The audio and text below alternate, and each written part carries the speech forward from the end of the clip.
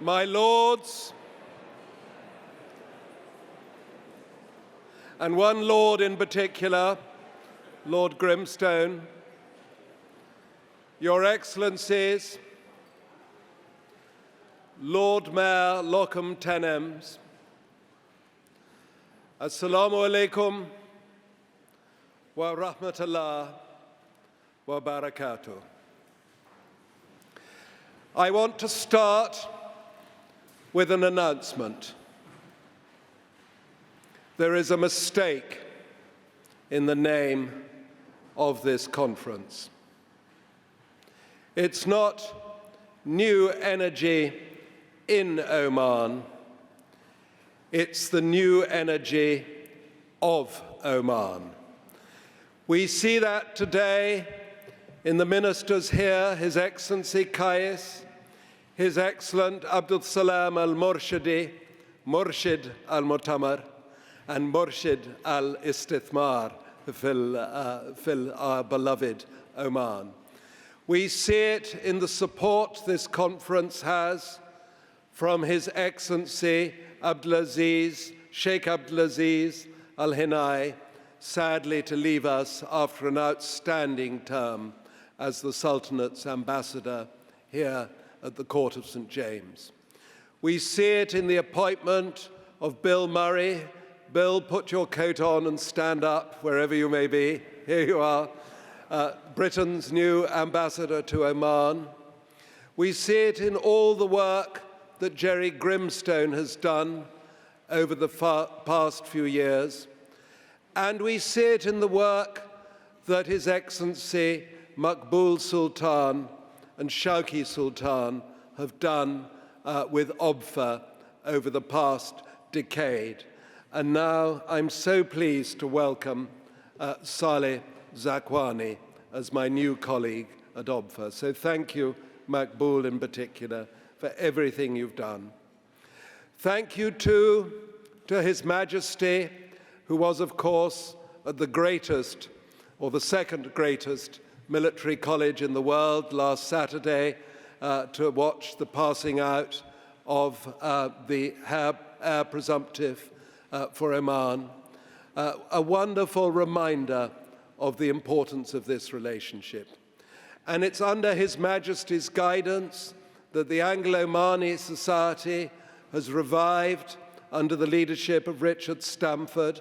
And Richard, will you stand up wherever you may be? Where are you? Here, yes.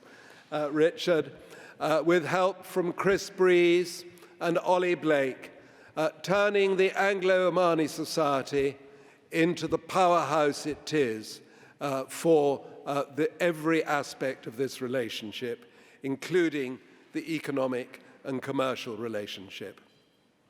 So it really is a fresh start for the new relationship between the Kingdom and the Sultanate.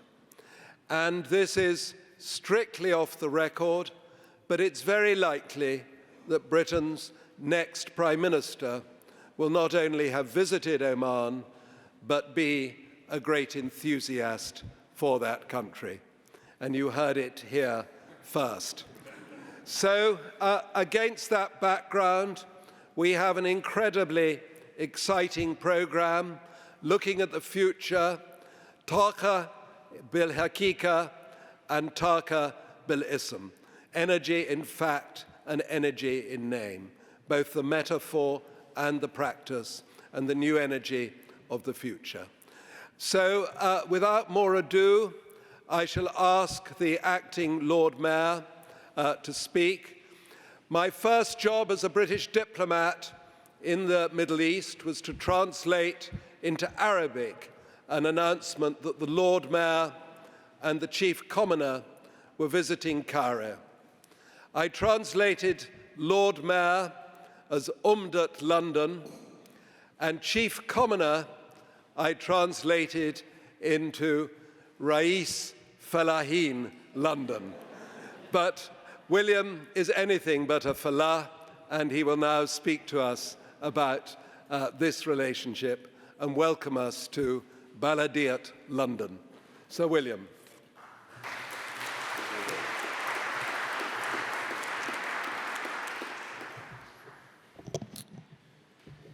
Thank you. Your Excellencies, my lords, ladies and gentlemen, good morning and a very warm welcome to Mansion House. I am Alderman Sir William Russell. I served as Lord Mayor of London from 2019 to 2021, and I'm delighted to be representing the Lord Mayor. And that was, yes, 2 years I served. And the last time that happened was back in 1860, 1861. It was somebody called William Cubitt who built Cubitt Town down the road on the Isle of Dogs, and who was a very wealthy man. And people often ask, why did he get 2 years? And the reason was that his largesse to the city was so great that they said, give him another year. And I think I was probably the cheapest Lord Mayor that there had been for a long time. But anyway, thank you for coming here. Thank you very much, Sir Gerard Cowper-Coles, for your introduction. The City of London Corporation is delighted to be hosting the New Energy in Oman conference, and that you have chosen the Mansion House as your venue. I'm very honoured that we are joined by His Excellency Qais Al Yousef, the Minister of Commerce, Industry and Investment Promotion, and His Excellency Asila Al Samsami, the Under-Secretary for Investment Promotion. I'm also delighted to welcome back Simon Penney, Her Majesty's Trade Commissioner for the Middle East, who has become a good friend and I have worked a lot with since I visited the Gulf many times, one of the few regions I was able to visit. Sadly, not Oman, because of the death of the Sultan. And a little later on, I know we all look forward to hearing from my other good friend, Lord Grimstone, who has been a great friend of the city and was a great friend of mine and a very important mentor. As Sir Gerard said, there is a rich historical relationship between Oman and the United Kingdom, underpinned by strong and growing military cooperation and close diplomatic ties. There is also an increasingly important economic relationship, reflected in the two nations' comprehensive agreement on enduring friendship and bilateral cooperation. The UK is the largest foreign direct investor in Oman, accounting for almost half of the foreign investment into the country in recent years. And we also welcome the growing Omani investment in the UK. As a bloc, the Gulf Cooperation Council is the UK's fourth largest trading partner. The ongoing trade negotiations show there is a bright future for the UK Gulf relationship, which will hopefully break new ground and diversify into growth sectors like artificial intelligence, digital and financial services, as well as trade in more traditional commodities. The City of London has been pleased to support this relationship in recent years. The Lord Mayor hosted an Omani ministerial delegation here in January to discuss the signing of the UK-Oman Sovereign Investment Partnership. He had the great pleasure of visiting Oman in March to explore opportunities for the Sovereign Investment Partnership, looking at such areas such as shipping and infrastructure, and to discuss the work of both our countries in developing renewable energy, especially with sources such as hydrogen. The Lord Mayor was impressed by Oman's Vision 2040 and the plans to transform the country's energy sector. It was clear that Oman is perfectly positioned to be a world leader within the renewable energy sector with its rich natural resources. This is an area ripe for collaboration with the City of London, the Green Finance Institute and the Department of International Trade, which is why it was agreed that we should host the investment conference which we are holding here today. With the UK's expertise in sustainable finance and Oman's potential for sustainable energy, together we can support the vital transition to net zero. The shift to renewable energy in Oman and across the Gulf will make a vital contribution to the global transformation which we all need to support. Now, I hope all the delegates from Oman enjoy your time in the City of London, despite the train strike today, and the rest of the UK, and I wish you all a highly successful conference. Thank you very much.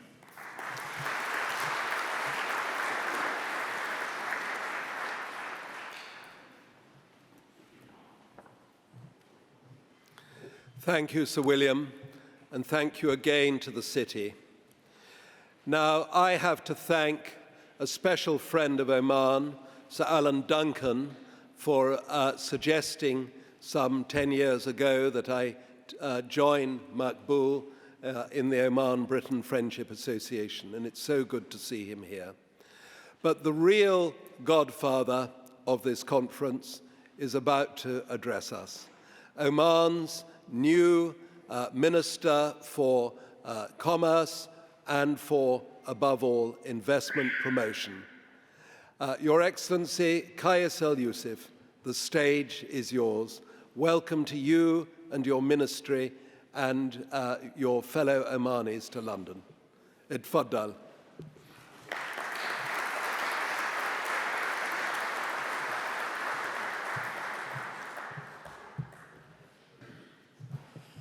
You've been very kind, Sir Sherrod. It's all because of your effort and your team that has made this possible. So thanks to you.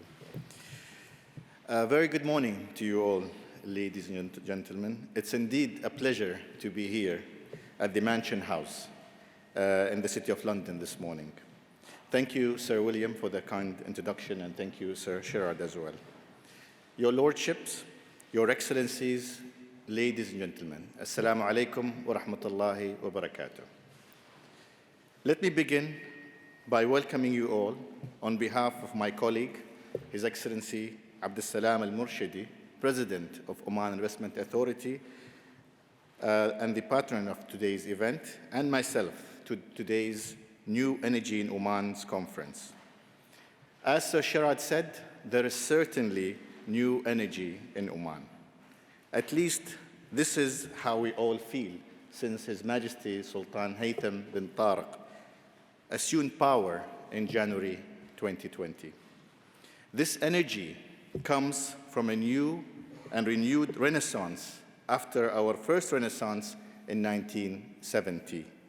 We like to call this Renaissance 2.0. Central to Renaissance 2.0 is the understanding that the Sultanate of Oman can no longer rely solely on traditional comparative advantages if we want to realize our full economic potential. We have therefore reimagined our approach to economic growth by capitalizing on the comparative and competitive advantages offered by new sectors such as mining, logistics, agriculture and fisheries, tourism, manufacturing, to name a few. And then, of course, we have the circular economy and why we're here today, energy and renewables. And we have re-engineered our approach to business by streamlining procedures and creating a more pro-enterprise environment with the launch of Oman's Vision 2040. The impactful roadmap, which you mentioned, Sir William, so thank you for that. The impactful roadmap is built around four main pillars for the vision, Oman's Vision 2040. It's people and society, the economic development, governance and institutional performance, along with the environment and sustainability. Supporting Oman's Vision 2040 are a set of economic and financial plans to increase private sector resilience, as well as attract investment and talent.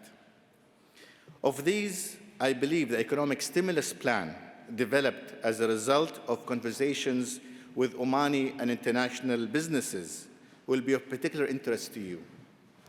Rolled out just a year ago, the ESP supports the economy by offering tax incentives, fee reductions, and waivers. Along with these, there are various reductions in land rents and the opportunity for foreign companies to own land over 5,000 meters squared for commercial potential. This was not available, and many countries don't offer the opportunity to own land for your business. And this is the first time that has been launched. And now, if you have a business and you want to own a piece of land as part of it, then you're welcome to. And in an effort to ease entry into the private sector, the Ministry of Commerce and Industry Investment Promotion, earlier this year, with the support of Ministry of Finance, have reduced fees for over 30 business activities in our ministry by more than 95%. To give you an example, to obtain a license, to build a factory or industrial license, it was approximately a small fee of £2,000. but now it's been slashed to about 108 pounds only. Moreover, it's possible to rent land on one of our fully developed 9 industrial estates across Oman, depending on your business, depending where you want to do business, depending on which markets you want to attract. These are all across Oman, from Suhar to Salalah to Duqm. And these rents vary in price, but the average is about £2.20 per meter per year. And for new companies establishing operations before the end of 2022, corporate tax, which is already low at 15%, has been slashed to 0% for the next 5 years if you start your business before end of 2022. Working hand in hand with our economic stimulus plan have been the social protection plan. We could not forget the social part, as well as the medium-term financial plan Tawazun, both offering a wealth of benefits to Oman's business landscape. And the UK government has also helped us greatly with the Tawazun program, which we are also grateful for.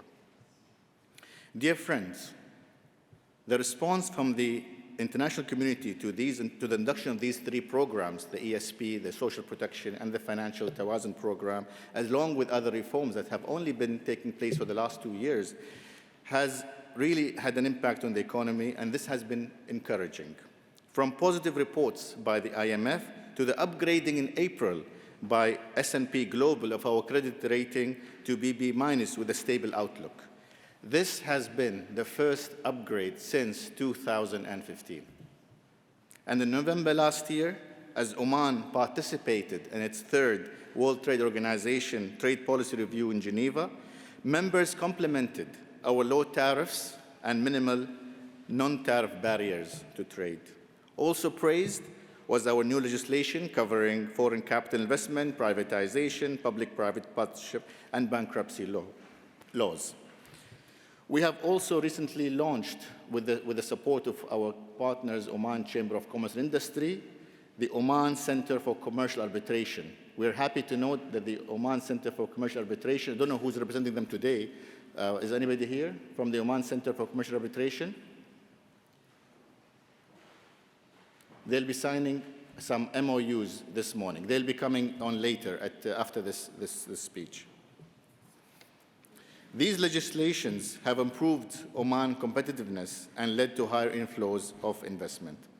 In fact, FDI in Oman at the end of Q4 2021 reached £36.5 billion. We are about reaching 50% of our GDPs from FDI. This is up 7.7 on the same period in 2020. This is all despite the challenges faced by the pandemic. Given that we are gathered here in London, it would be remiss of me not to mention that today the largest foreign investor in Oman is our long-standing and trusted partner, the UK, with investment totaling $17.8 billion in 2021.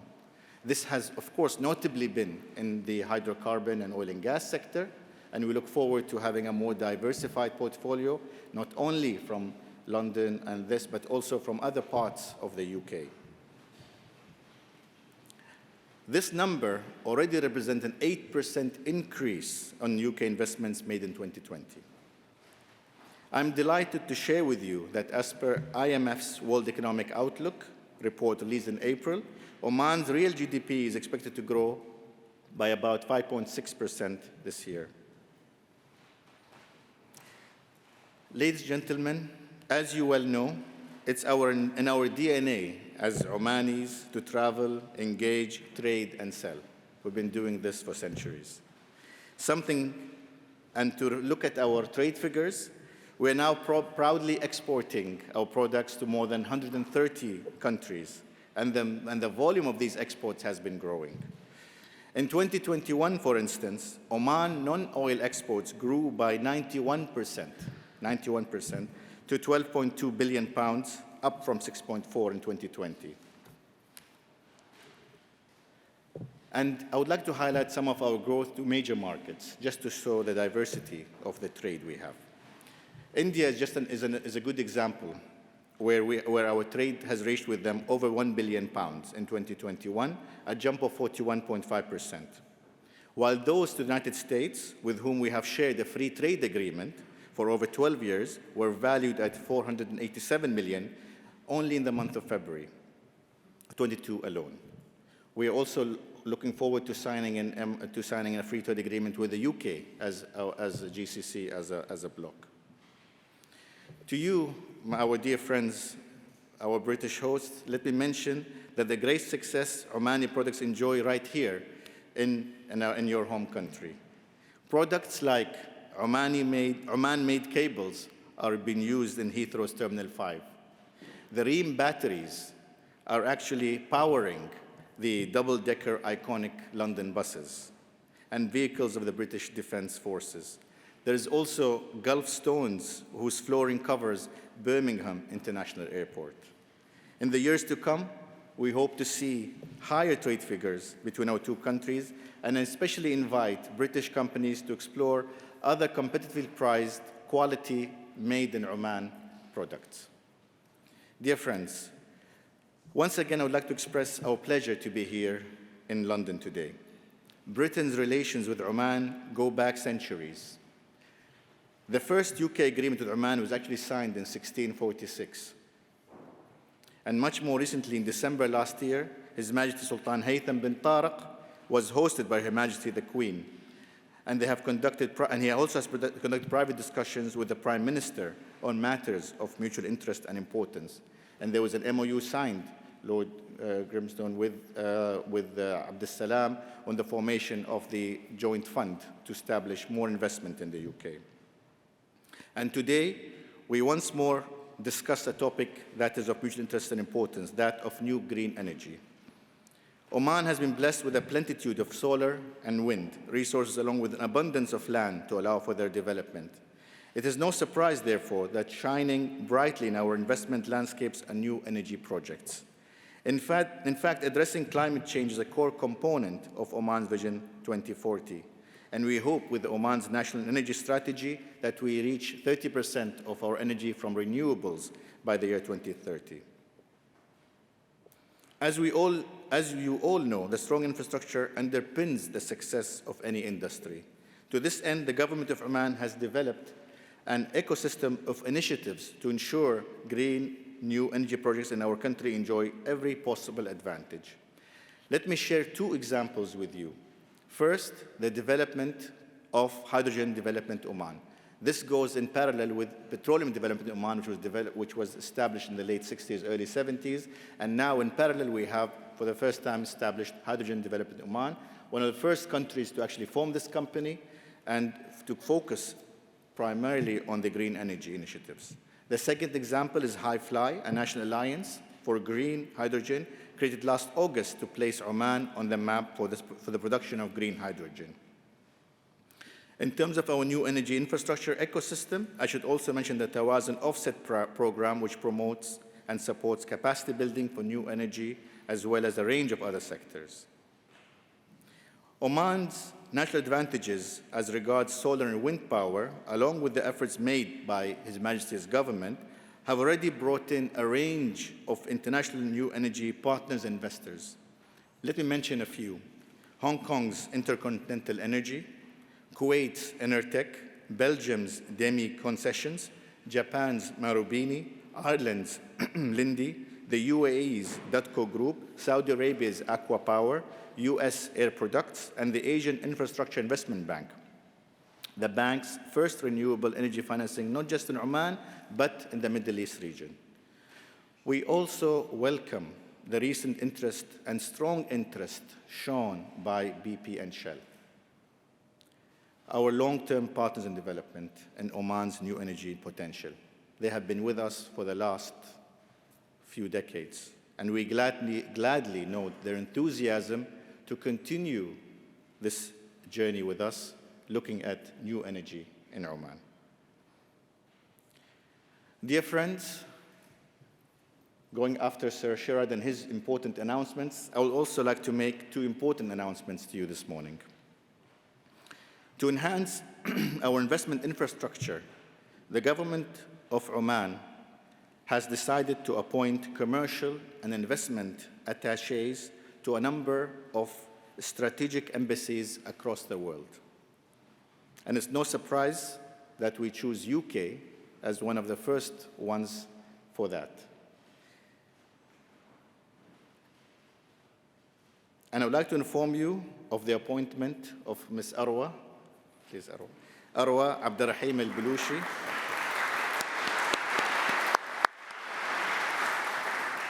from the Oman Investment Authority as the Sultanate of Oman's UK Commercial and Investment Attaché. She'll be based at our embassy here in London.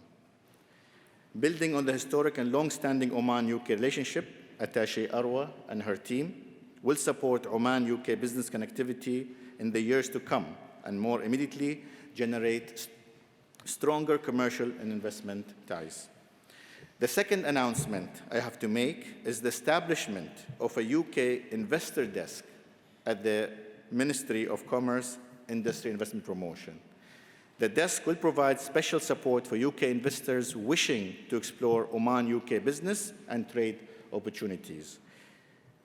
I believe there's a brochure on your tables, and my colleague from the ministry, Asila, I think it's Fatma Al-Azri. Fatma is here.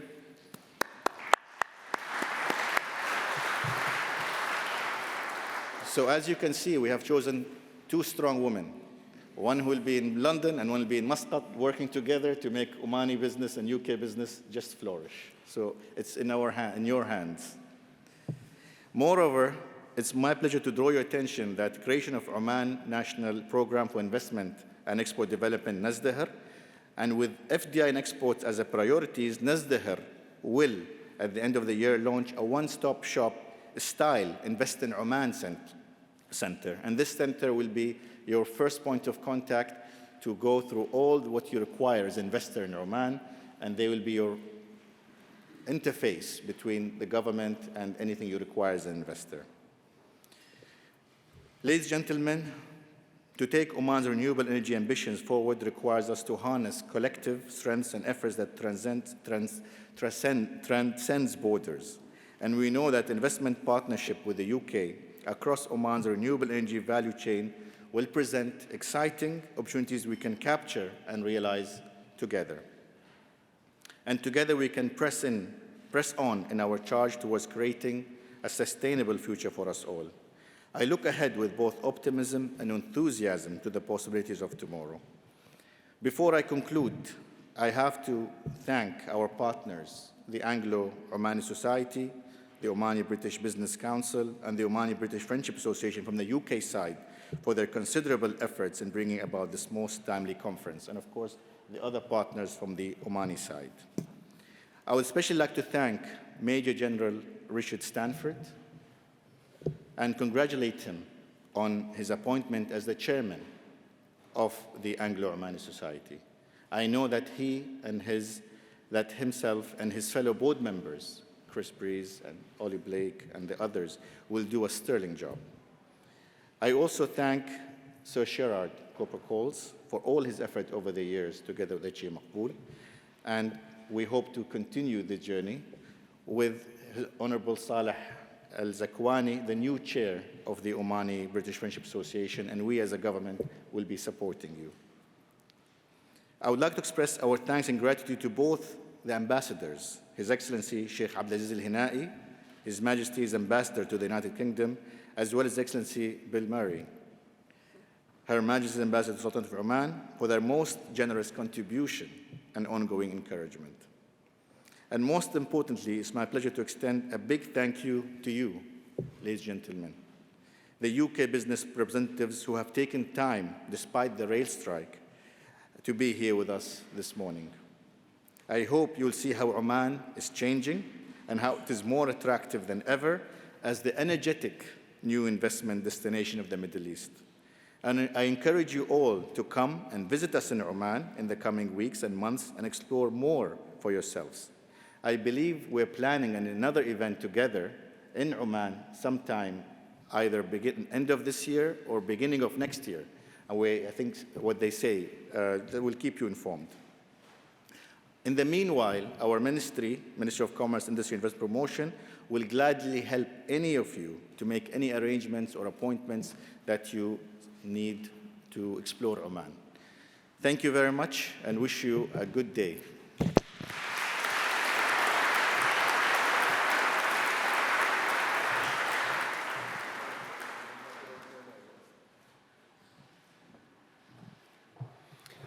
Thank you, Your Excellency, for an incredibly rich speech with some important announcements setting the agenda for today. And Alf Mabruk, Ya Arwa wa Ya Fatima, and we look forward to working with you. And I'm sure the next British Prime Minister, whoever she may be, will welcome your appointment.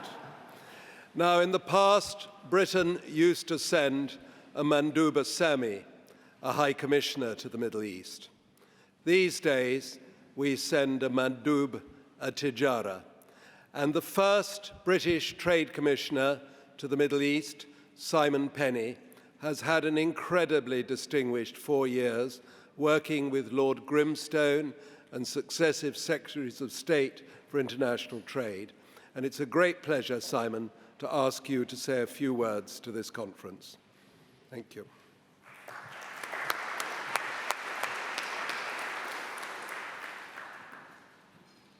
Thank you very much, Sherard, and thank you, Minister, for your words. Lordships, ladies, Your Excellencies, I'm delighted that you are able to join us here this morning. It's wonderful to see so many familiar faces, and thank you for everyone attending. And what I would like to do is just reiterate what the Minister said. Pulling off today's event has been a Herculean task for all of those involved. I won't in any way attempt to name them all, but just, you know who you are.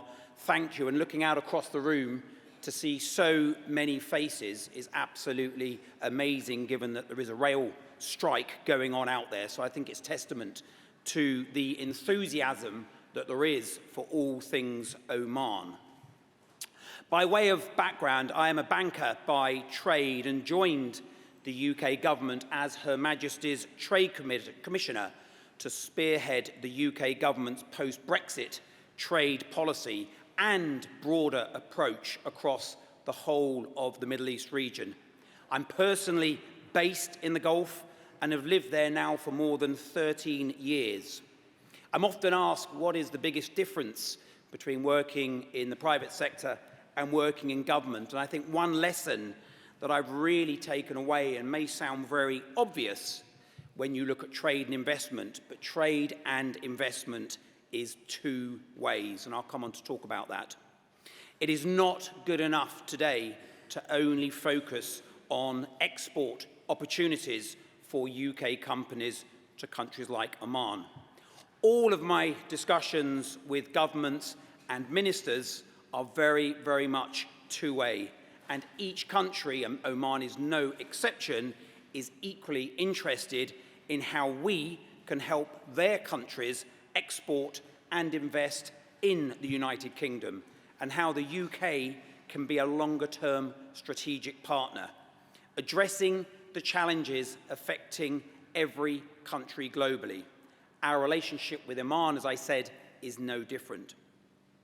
Oman, as you've heard through the various speeches so far, is a very long-standing strategic partner already to the UK. And I am pleased that certainly during my tenure, but it predates that we have been deepening our bilateral trade and investment relationship. Major UK companies like BP, like Shell, HSBC, Babcock, BAE have already invested heavily in Oman. And there's always a danger in quoting statistics because it might contradict those that have gone before. But one stat which is unavoidable is that the UK accounts for almost half, 49%, of all foreign direct investment today into Oman. The UK-Oman Sovereign Investment Partnership, signed earlier this year, has provided the springboard to diversify and keep increasing two-way investment to support prosperity and quality jobs in both countries. I'm delighted that many of our friends from the Omani Investment Authority and associated state-owned enterprises are in attendance today, under the auspices of the OIA President, His Excellency Abdul Salam Al Mashidi. I would encourage you all to make the most of the networking opportunities offered throughout the course of the day. The topic, as you know, of today's event is new energy. The industry is going through a revolution: decarbonisation, decentralisation, digitalisation, and democratisation. I am delighted that today's event is focused on the first of these 4 Ds, decarbonisation. No one country has all of the answers to the challenges that lie ahead, and the UK and Oman should be viewed as co-travellers on a journey to net zero together. We can work together, we can learn together, and we can succeed together. We recognise that the UK cannot reach net zero alone, and that partnership, collaboration, and co-investment hold the keys to a greater and more sustainable future. Oman has world-class renewable energy potential. It has strong sun, fierce winds, abundant space, and all near strategically located shipping ports for future exports. Oman will only have to allocate 0.1% of its landmass for renewable energy to support its own future energy requirements, making energy exports key. Indeed, the Sultanate's plans to become a key global player in green hydrogen and build a hydrogen-centric economy by 2040 holds significant opportunities for partnerships between our 2 nations. One critical element to unlocking Oman's renewable potential is, of course, finance. And through the UK's Export Credit Agency, UK Export Finance, the British Government has the potential to play a catalytic role in this area.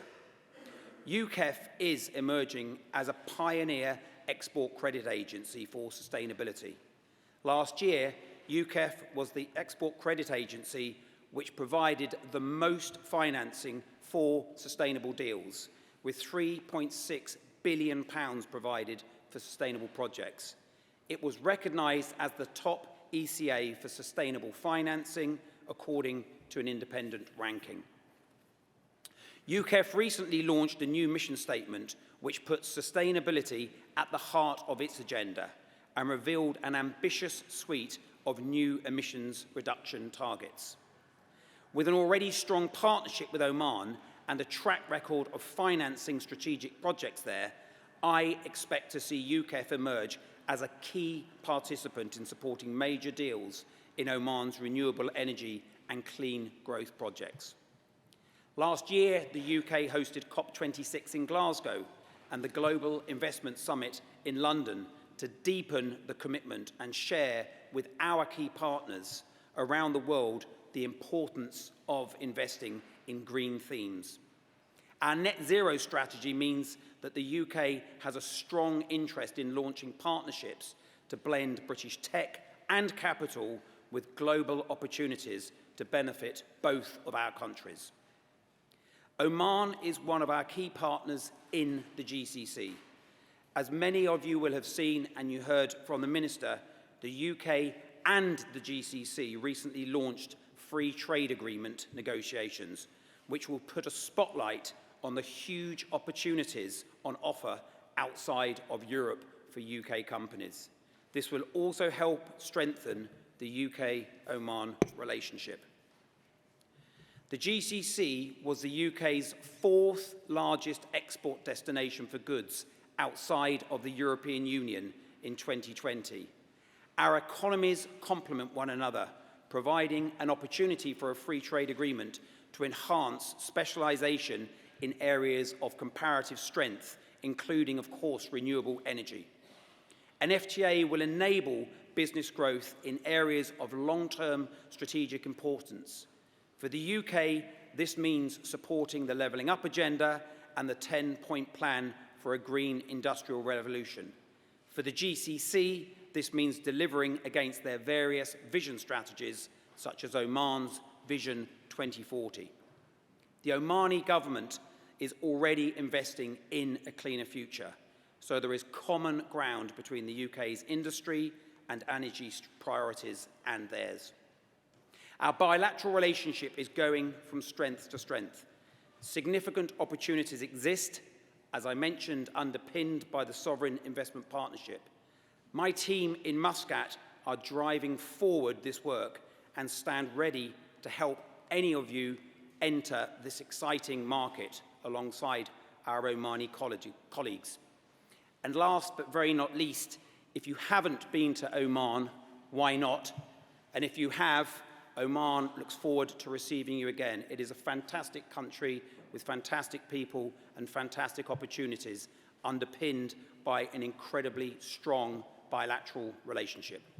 Thank you very much.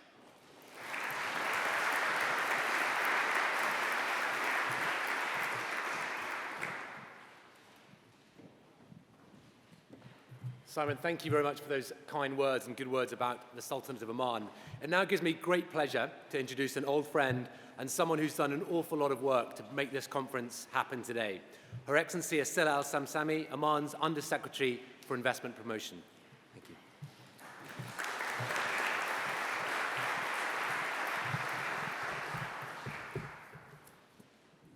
Your Lordship, Your Excellencies, ladies and gentlemen, good morning, everyone.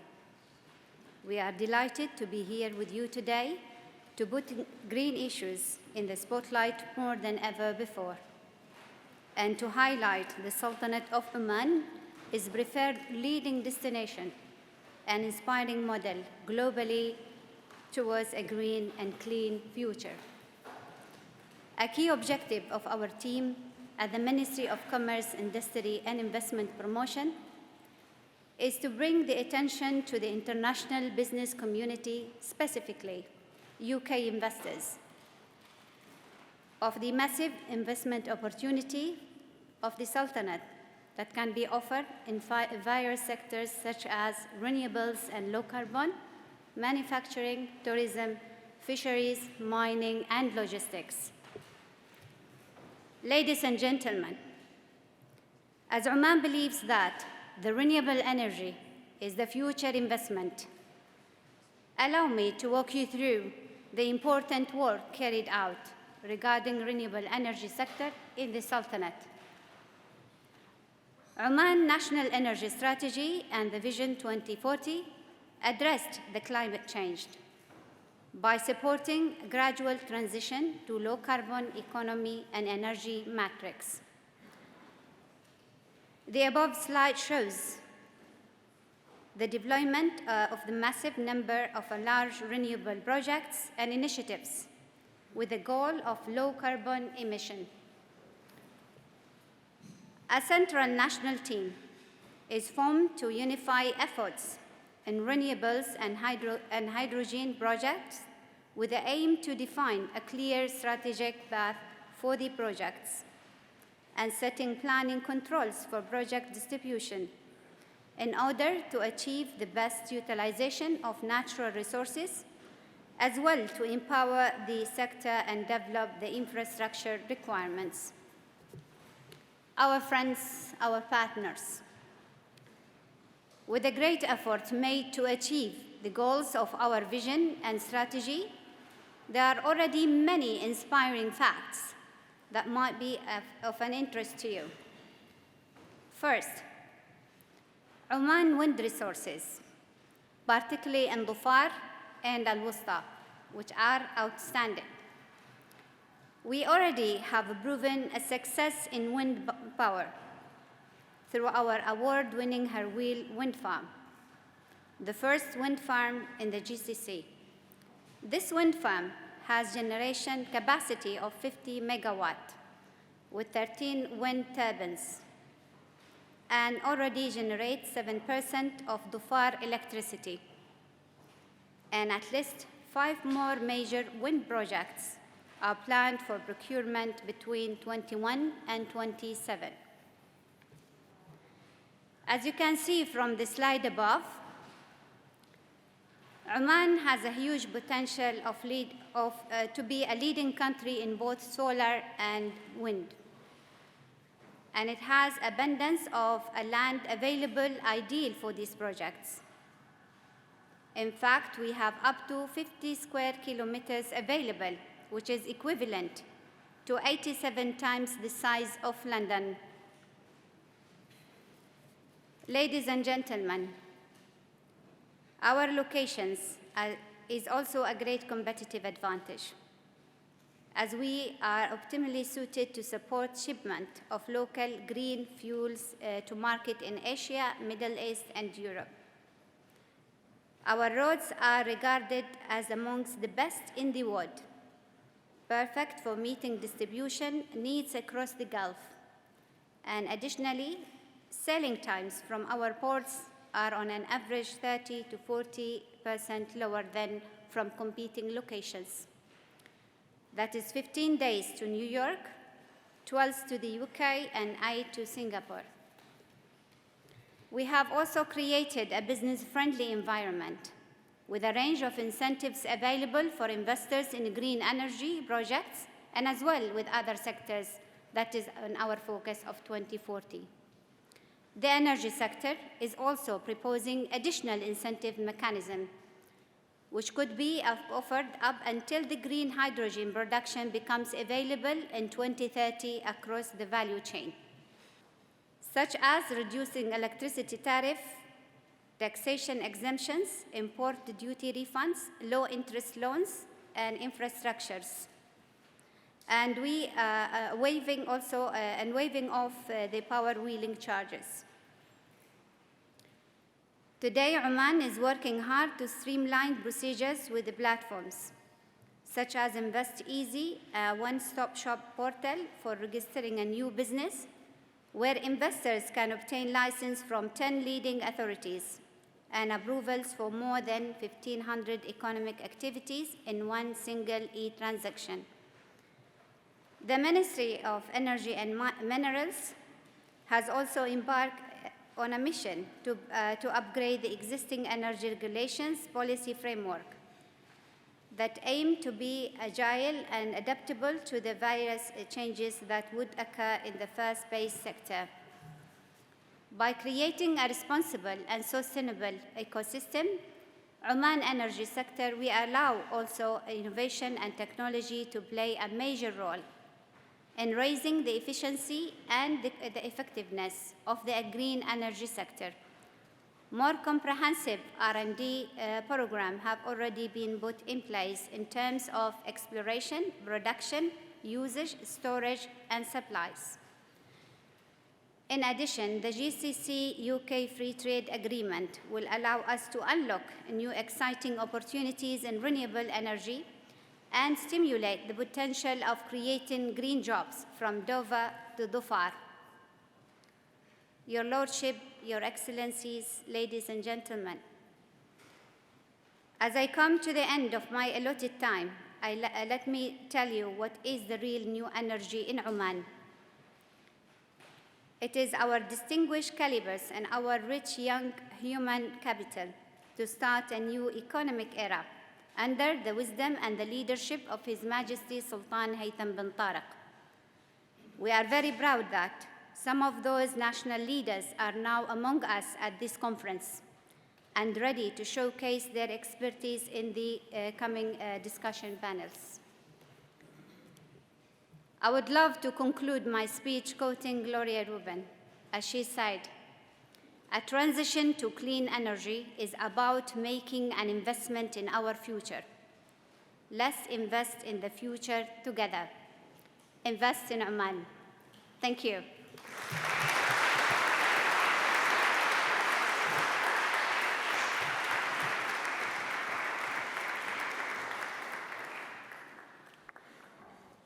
Bismillahir Rahmanir Rahim. Can you hear me? Fantastic. Assalamu alaikum, Your Excellencies, ladies and gentlemen. It's such an honor for me to be here today, moderating the panel on renewables in Oman. A brief snapshot about myself. I am the Finance Director of Petroleum Development Oman, and in addition, I'm the chairperson of the board of State Street in Saudi Arabia. And over the past 2 years, I have led the team towards the creation of Energy Development Oman and have served as its interim CEO until March of this year. So just a brief context setting about our renewables panel this morning, which I'm extremely excited about. And some of these items have already been touched upon by His Excellency Qais, but it doesn't hurt to say them again.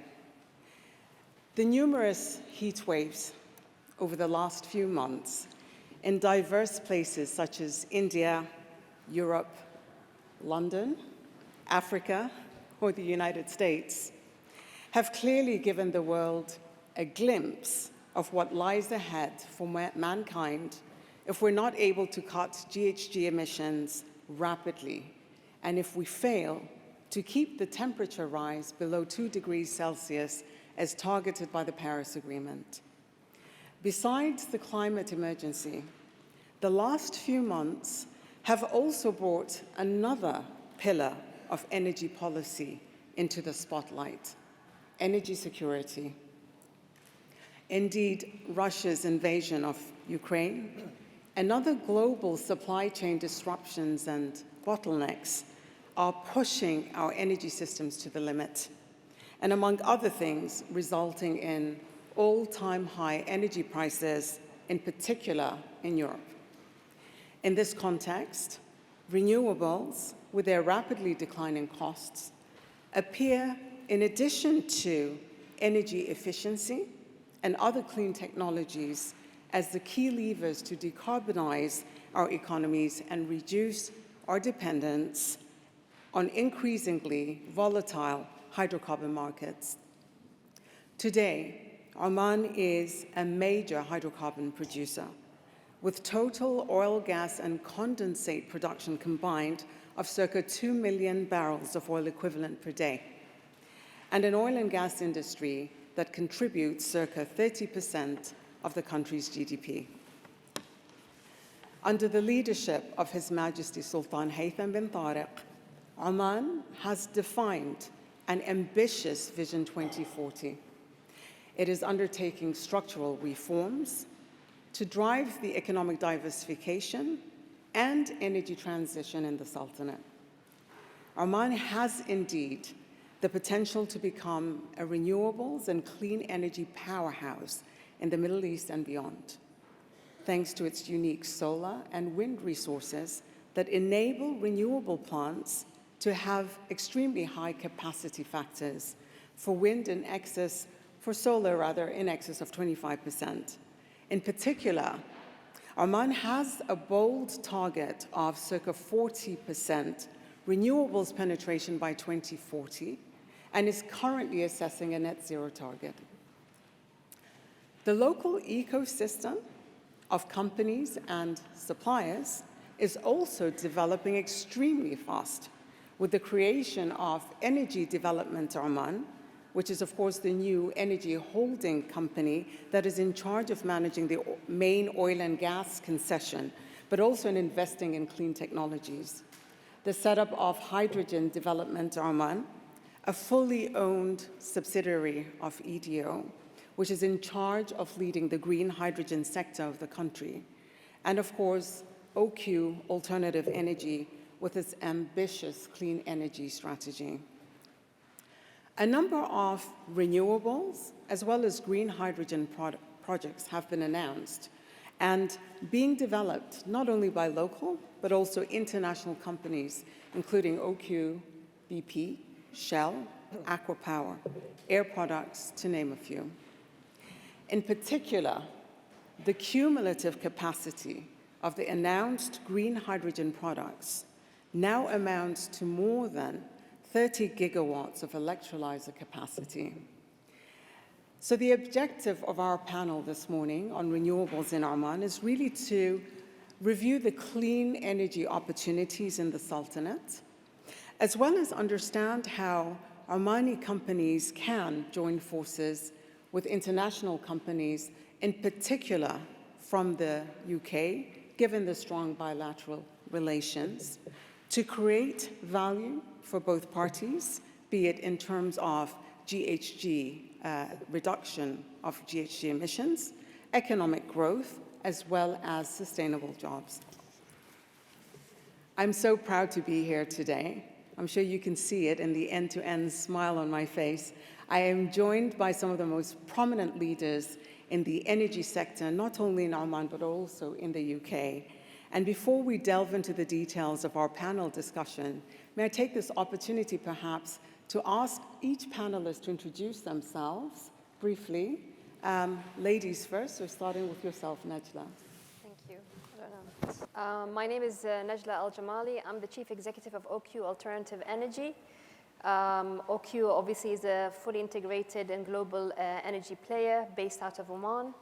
We have very high ambitions to be an energy and transition enabler in Oman and going then globally as well. I've been with OQ for the past 10 years. Previous to that, I have lived in UK for 17 years and worked here as well in the oil and gas sector up in Aberdeen and also down in London. Thank you. Yeah, thanks. So first of all, let me just say it's an absolute honor and pleasure to share the floor with such distinguished speakers today. So I currently lead the gas business in PDO. I've been in the industry for over 20 years now, working both inside PDO, inside Oman and outside of Oman as well. Prior to my current role, I worked for Shell in their group strategy division, looking at running their energy transition program. And today, in addition to my day job, I'm also the director responsible for our renewable energy strategy our new energy strategy in PDO, and hence my being here today. Thank you. Thank you, Anthony Harbridge. I'm from BP. I've been with BP my entire career, worked internationally in Treasury, in our upstream business. I also led our investor relations in the UK and Europe for a number of years. The past few years, I've worked in low carbon energy in BP, leading up to, including, and then since we announced our net zero ambition back in 2020. I have had the privilege of visiting Oman back in 2013, I think it was, just as we were sanctioning the Hassan gas development. I took a group of investors, BP shareholders, out to Oman, and we, BP and my Omani colleagues, impressed them greatly with what was possible, and we returned there a number of times over the years, and again, impressed them each time with the progress that the Hassan field became one of a world-class gas development. So it's a privilege to be here today talking about Oman and new energies and renewable energies. Thank you, Anthony. Tom?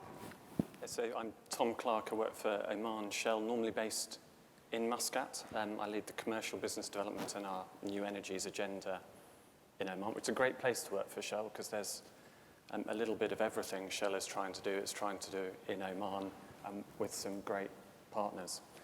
I'm pleased to be here today. I'm here in the UK for this, and last week to escape the heat of Muscat, which didn't go so well. And like many of us, I think I probably feared we'd see some empty chairs today, and it's great to see the room bursting at the seams instead, so thank you. Thank you, Tom. Dr. Firas. Firas Al Abdouani, a pleasure to be here with you today, this morning. I head the interim team that is establishing HDO. I come there as a capacity seconded from OQ Alternative Energy, where I was the VP of Clean Energy, working with Najla. And before that, I was an entrepreneur working mainly in the regulatory space, looking both at the telecom and power sectors, where quite a few developments and advocacy was put in place. I also chair Amin Renewable Energy, Oman's first utility-scale solar provider or utility-scale PV company. My relationship with the UK extends similar to almost all of the Omani panels here, our studies, so back from the A-levels all the way to graduation and beyond. Brilliant. Thank you. Now, you know, I'm so proud to be amidst such intellectual capacity. So to kick us off, Najla, we'll start with yourself, if that's okay. Just give us an understanding of what are the clean energy opportunities in Oman, in your perspective. Okay. Oman, obviously, as previously alluded to, has an abundance of wind and solar, which have a high complementarity, so that's such that most of the day and most of the months can be covered.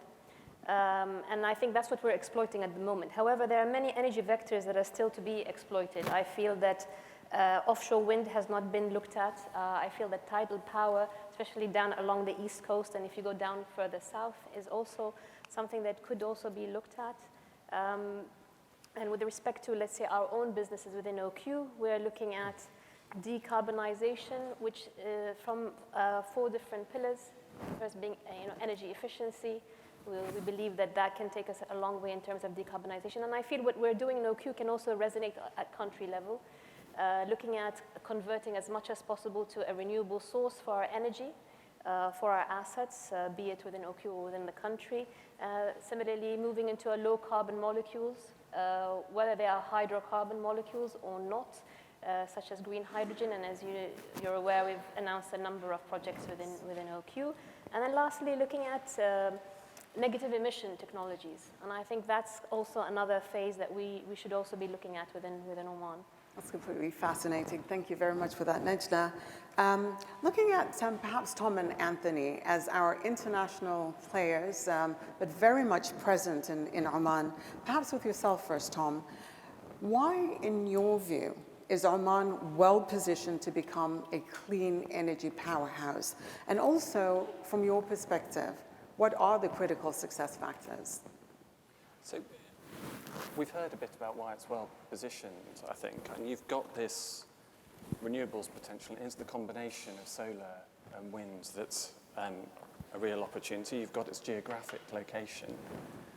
But I think also really important is the track record Oman has in the energy industry. Oman knows how to mature, finance, and execute large-scale energy projects. It's got relationships with energy-consuming countries. You turn to critical success factors, and as you look at hydrogen in particular, I think not just in Oman, but everywhere, there is this gap between cost and available revenues that needs to be closed. You've got a need to put policy frameworks in place and regulations to support the investment. But I think really importantly, none of the challenges around hydrogen, around building demand, connecting supply to demand can be done by any single company or any single government. So critical really is collaboration. So taking learnings from one place to another, putting skills and capabilities together. Thank you. Thanks for that perspective. Anthony, what's your view? I build upon what Tom was saying there. I think that the above ground factors, as we used to call them in oil and gas, of the resources and the land are second to none, are very strong. I think also that the standing that Oman has internationally is should not be overestimated, shouldn't be overlooked. Just Oman's is recognised as a place where you can do good business, where business can be done. And I think the last thing, in addition to what Tom was saying, I would pull out would be Vision 2040. It is so important to have that clear vision, but as importantly that it's not something that is 18 years away and there's nothing between now and then. The clear pathway towards decarbonisation and net zero that gives interim milestones, progress that we can, tangible progress that we can step towards in the nearer terms. I think that, for me, creates a very positive, a very, very positive environment in which we can then harness the natural resources that Oman is gifted with. Thank you. And that's very hands-on perspective because, of course, obviously BP and Shell are very much already in Oman. So thank you very much for that. Now, Dr. Firaz, I know that you're extremely passionate about energy, and recently there have been a lot of announcements in the media. So from your perspective, can you give us some enlightenment, I suppose, as to the latest developments in the clean energy space in Oman? but also those that are specifically positioning the country for success? Sure. Thank you very much, Haifa. I'd like to start from the top down rather than chronologically with regards to the setting the pace for Oman to be an excellent position to support the globe in the decarbonization as well as diversifying the economy for Oman itself. Vision 2040, as Anthony mentioned, is really the guiding star. It sets the socio-economic footprint for Oman, and it sets the direction that we need to go. Out of that comes the energy master plan that we also heard about, and Her Excellency Asila had the slide where she talked about the different projects and different regulatory and policy schemes that come out. So I'll touch on some of those. The energy master plan is absolutely essential. It touches on 7 different guiding principles, which revolve about monetization of gas. It talks about renewable energy. It talks about new forms of energy, primarily hydrogen. It also talks about carbon capture and, most importantly, energy efficiency. So those 5 points have now been articulated as a policy by the government, which is very important for the private sector, both local and international. You then have the regulations that come in place. So each of these 5 different elements are being further detailed, whether it comes to hydrogen or to energy efficiency, and the regulator is playing a significant role there. Now, we mentioned milestones. So Oman has a very forward-looking electricity market. So OPWP was established where it was a monopoly and a monopsony, where it is the single buyer and single seller of electricity, and this requires an evolution to match the rest of the world. And Oman is taking steps towards that. So we announced having the bilateral agreements, allowing off PPA agreements to happen, or private PPAs to happen between 2 parties. There was a public consultation that was launched. The consultations have been received, and the regulator is now in the position of articulating what their final judgment would be and how they would go forward. Wheeling was mentioned. This is absolutely essential to enable it. The spot market itself was launched at the beginning of this year, so some trade has been going through it.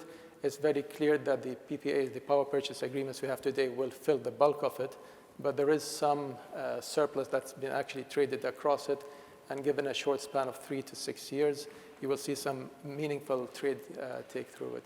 So there are many pieces that a liberalized market, which interests market participants to enter Oman, is really working upon. And it's exciting. Now, liberalized markets also have their challenges. We saw, for example, for the first time ever in Australia's history this year, they had to suspend it because of the energy security and the prices going up. So there's a lot of learnings that we need to do. We have the benefit of looking at the experiences of the UK and other nations and to take the best learnings and adopt them. This is a quick summary of the high-level policies and regulations. Other announcements that come there, I think hydrogen development Oman is a significant one. Hydrogen development Oman was established. We have parties who are very keen on executing projects and developing them. And what was required is to create a framework to orchestrate the different efforts that are happening there. So you do work for Hydrogen Development Oman, which is a wholly owned subsidiary of Energy Development Oman. Do you mind sharing with us what are the company's plans? Sure, with pleasure. So Hydrogen Development Oman, which is owned by EDO, has its board consisting of the Ministry of Energy, as well as the Ministry of Finance and Oman Investment Authority. This unique blend ensures that it is a well-balanced entity with having direct lines of control from 3 of the key stakeholders in Oman. HDO inherits this from EDO. And this is, from my perspective, is very important because it plays a semi-regulatory role. So having it governed by a balanced board is absolutely important. Now, HDO, we're tasked by looking at the lands that are available and all of the ecosystem that surrounds it. So when we look at the lands, we heard, for example, from Simon that 0.1% is enough to cover Oman's renewable needs. We heard that 50,000 square kilometers have been identified. In fact, the first pass we had across Oman, we identified more than 100,000 square kilometers that could be used for renewable energy, both across Tier 1 and Tier 2 categories. The second path that we did was indeed, as Her Excellency mentioned, 50,000 kilometers is what is easily and readily available today. What we want to do is to look and ensure that we address maximum value capture for Oman. So rather than having the separate projects taking place, they happen in phases that are meaningful. They address the export market. They also address the local market needs. They also leverage on common infrastructure, and that is something that we would need to orchestrate. You'll see that many projects try to do their things individually to basically control the risk, and this is one way of going forward. We want to ensure that risks are mitigated, but while maximally capturing value for Oman, and that is common infrastructure. And this is a trend that's happening across the globe, not just Oman, and it's a learning space. We want also to have knowledge transfer. We want to ensure that a lot of the supply chain that can be meaningfully and profitably and sustainably developed in Oman to be captured within Oman itself. There are downstream businesses that we're looking at with OPAS and other entities, OIA included, to see how we can bring them into the nation. So rather than exporting electrons and molecules themselves, what about the green products, green steel, green ammonia? What can be captured, particularly with the supply chain challenges that happen? People are moving from centralized manufacturing spots to a more distributed approach. Oman is ideal to attract some of these. So these are some of the things that we are looking at in HDO, along with our partners, to see how we can best develop it and execute it. Thank you, Dr. Firas. Very exceptional, ambitious, but achievable plans. So thank you for sharing. Najla, what are OQ's plans? So as I explained, we are going to a decarbonization plan that is in 4 tiers. So we've already doing our energy efficiency initiatives and plans are already in place. We'd like to hit ISO 50001.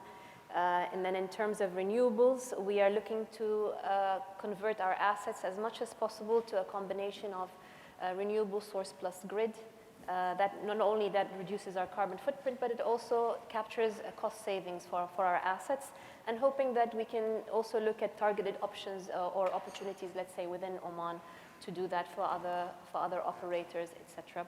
Obviously, the big space that everybody likes to talk about and is very excited about is green hydrogen, stroke green ammonia. There, we've already announced over 30 gigawatts of renewables going into green hydrogen, green ammonia. Various projects, 2 in the Wusta region and 2 in the Dhofar region. We have GEO, which is the largest project that we have within our portfolio. Our colleagues, ICE, are here in the audience, who are partners. We also have DEMI, who are our partners in Hyport Duqm. That's probably one of our first projects that we expect to FID. In the Dhofar region, we have H2 Oman, you've alluded to, and I think both some of the officials, Aqua Power and Air Products, are partners over there, as well as we have a project that is looking at with Marubeni and Linde, as well as Dosco from Dubai, to look at another project also within the Dhofar region. Moving forward, we'll be looking at other options. Hopefully, we'd like to look at the next phase. We're interested in projects that may be looking at, like Firas said, going downstream or facilitating the downstream. Let's not stop at the ammonia or hydrogen. Let's look at, can we bring green steel or green cement into Oman? Can we look at sustainable aviation fuel as our next stop? These are kind of areas that are of interest to us. Exciting opportunities, and I like the way you talk about the collaborative effort as well. Yes. Thank you for that, Najla. You're welcome. Martaz, what are PDO's plans? No, thanks, Haifa. So PDO this year celebrates its 85th anniversary.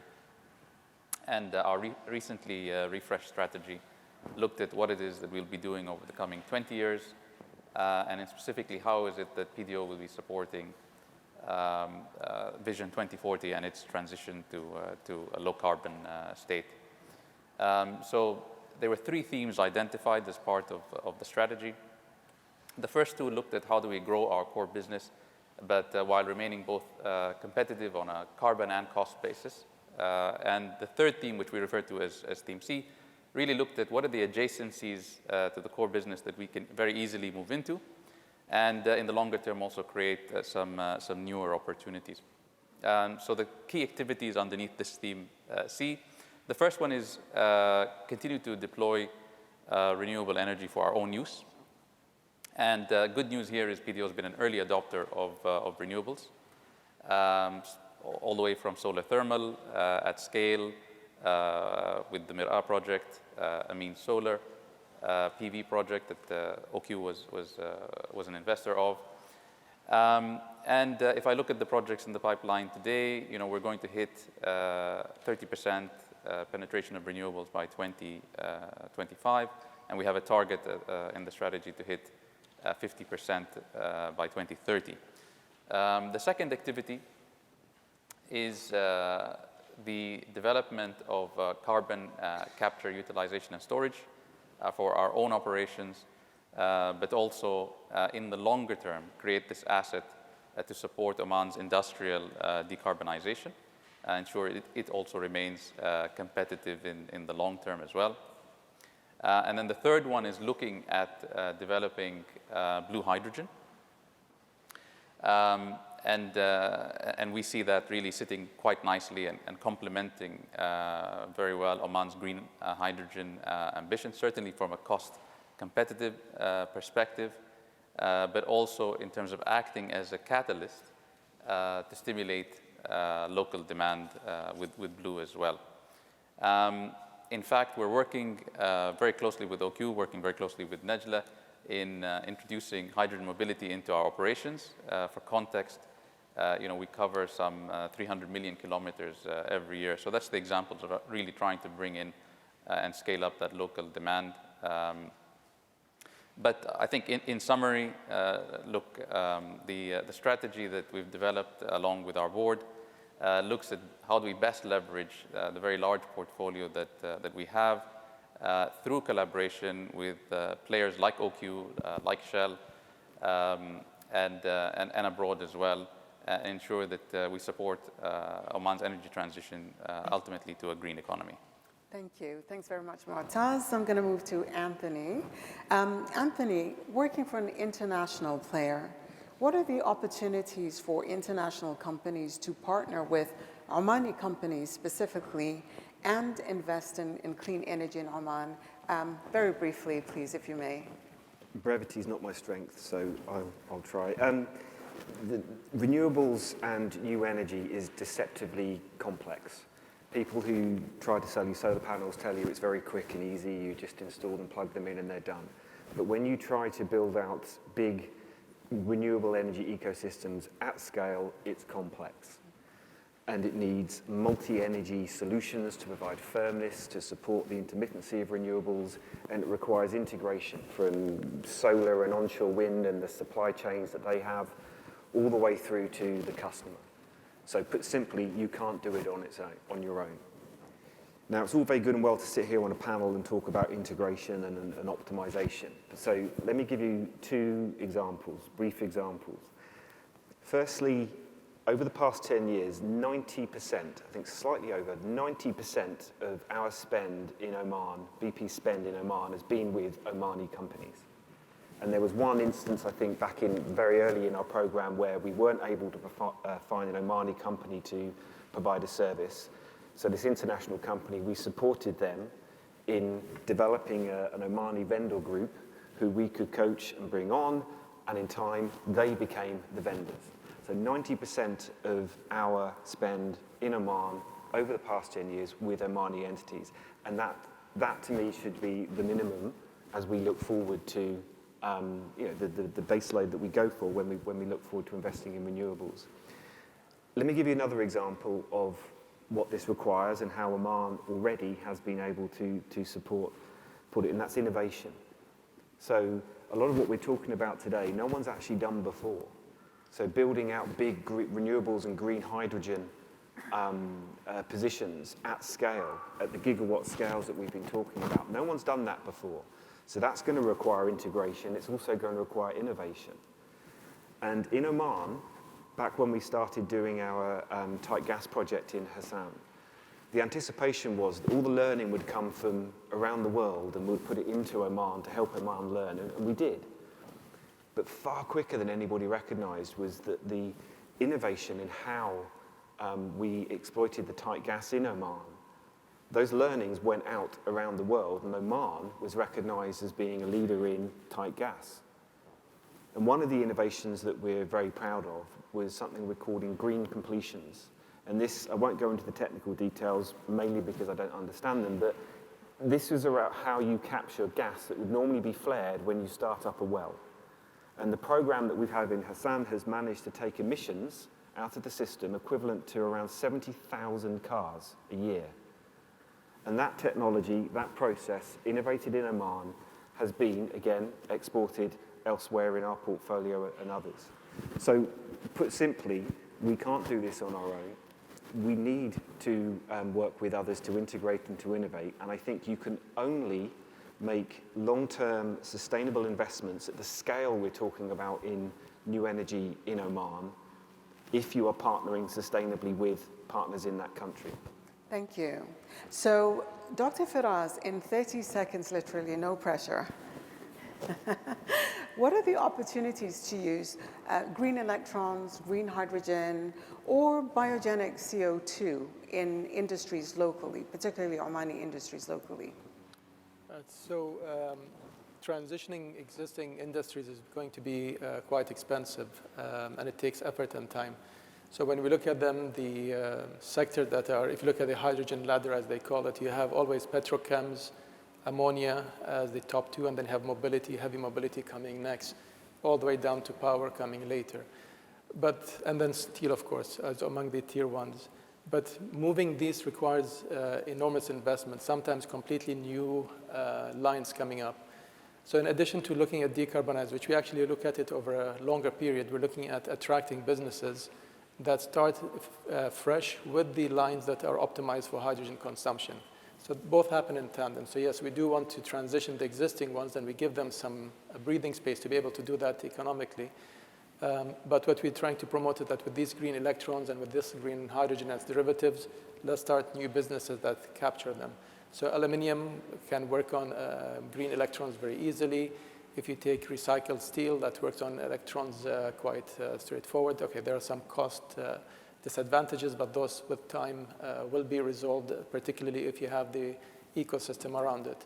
And then we move to the other elements. So we also look at the market signals. Germany has mentioned, for example, they want a third of their imports to be ammonia, and then methanol, and sustainable aviation fuels. This gives us a signal of what is required.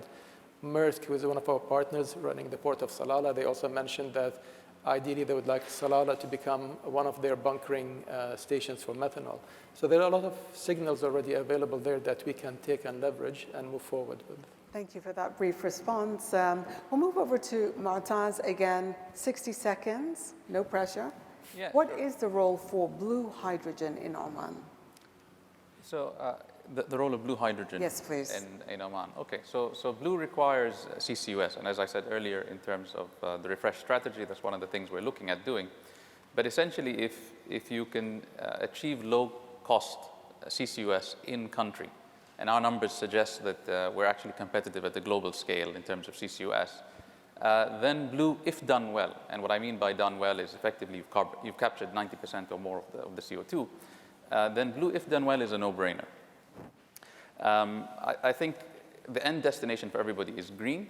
The additional value that blue brings, it allows customers that can't afford the premium and are looking for cleaner options, but can't necessarily afford the premium today of green. It gives them, that second offering in terms of cost. It also allows us to find cheaper ways of scaling up again, the demand that I talked about earlier in countries. It's exceptionally important that for us to get the maximum value add from hydrogen as opportunity as a country, whether it's IP commercialization or whether it's R&D, we've also got to be end users and create that demand locally. In fact, the project that I mentioned earlier, hydrogen mobility with Najla, that we're working with OQ, that's sponsored by the Ministry of Transport. The idea is we scale up we leverage the operations we have, we scale up within the companies, but then ultimately it actually grows at the local level. The benefit is we're never going to be large at the global level, but the benefit is, take hydrogen mobility, for example. If you're able to do that, then you're one of the first pioneers globally in terms of large-scale utilization of hydrogen mobility. Certainly. So, Your Excellencies, ladies and gentlemen, all good things come to an end. We're going to have to wrap up this panel, unfortunately, but what we will do is perhaps ask each panelist to take about 60 seconds or so, just to share your final remarks, key takeaways, or anything that perhaps you wanted to share with the audience that we didn't get round to discussing. Again, ladies first, we'll start with yourself, Najla. Okay. Obviously, as we've heard today, there's a lot of buzz and there's a lot of interest and there's a lot of, let's say, conviction behind setting up alternative energy within Oman. OQ alone has investments of about 40 billion in total of all our projects. I think that alone creates a nice base. We'd like to see us grow the pipeline in terms of other opportunities. I'm talking about direct air capture, CCUS, as we've talked about. I think that's being underutilized at the moment, looking at infrastructure, common infrastructure opportunities there, looking at sustainable aviation fuel, tidal power, offshore wind, all of these, green steel, green cement, anything downstream. I think that's of interest to all of us. I think there's another opportunity around understanding is when you have these large-scale projects, then that allows an onshoring. So we'd like to see the onshoring of a lot of our supply chain and assembly, and some of our projects are really based around that and having that large scale that attracts onshoring of opportunities. Brilliant. Thank you for your contribution, Asila Martaz. Yeah, I think, look, key takeaways for me, look, collaboration. So we talked about hydrogen mobility with OQ. We signed an MOU actually with Shell Oman on jointly developing CCS in the country. I think the other thing is generating that demand locally, maximize the value add from this great opportunity, of which Oman is one of the countries at the forefront.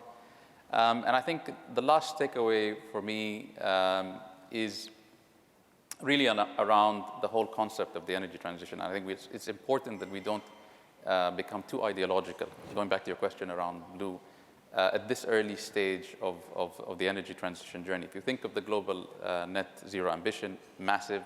If you think of the mega tons of hydrogen required to achieve that net zero ambition, we can't afford to be ideological, can't afford maybe, I'll use the term, puritanical when it comes to new energies. The energy transition ultimately is a race. And our main competitor is time. It isn't, this product or that product. It's about adopting an all of the above mindset. So that'll be my final concluding remarks, if you like. Thank you. Anthony, final remarks? BP bills itself as an integrated energy company.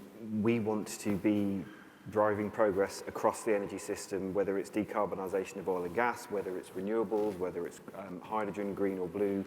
We remain tremendously excited about all of those opportunities in Oman. And it's great, as I said at the start, to be in a conversation about Oman and about new energies.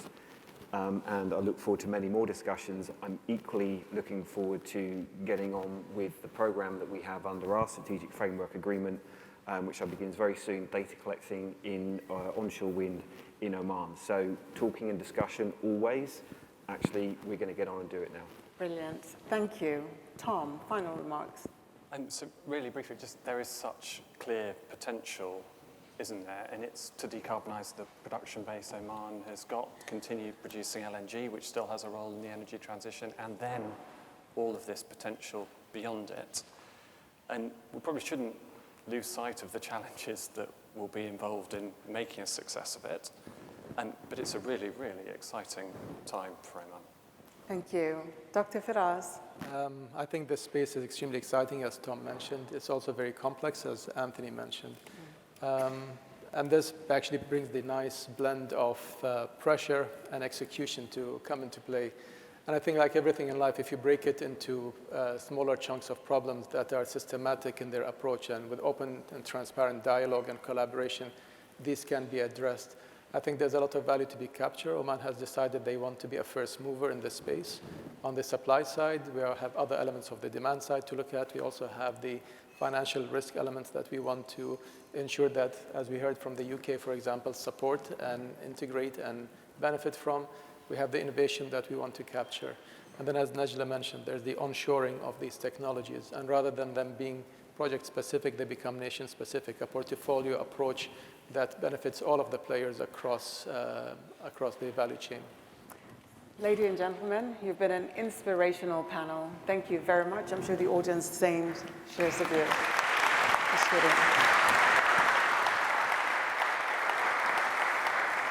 Well done.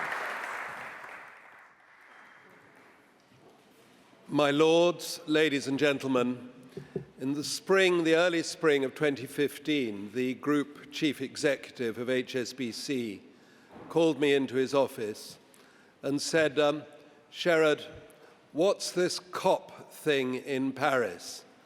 Oughtn't we to be doing something about it?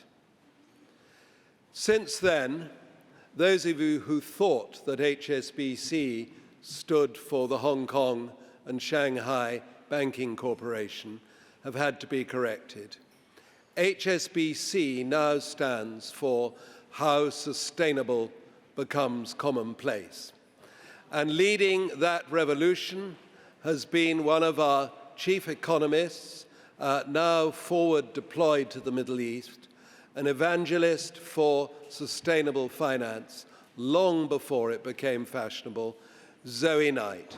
And she's going to keep her remarks to 10 minutes because we're making up time rapidly before we have this morning's star speaker, the Lord Grimstone of Boscobel. So over to you, Zoë.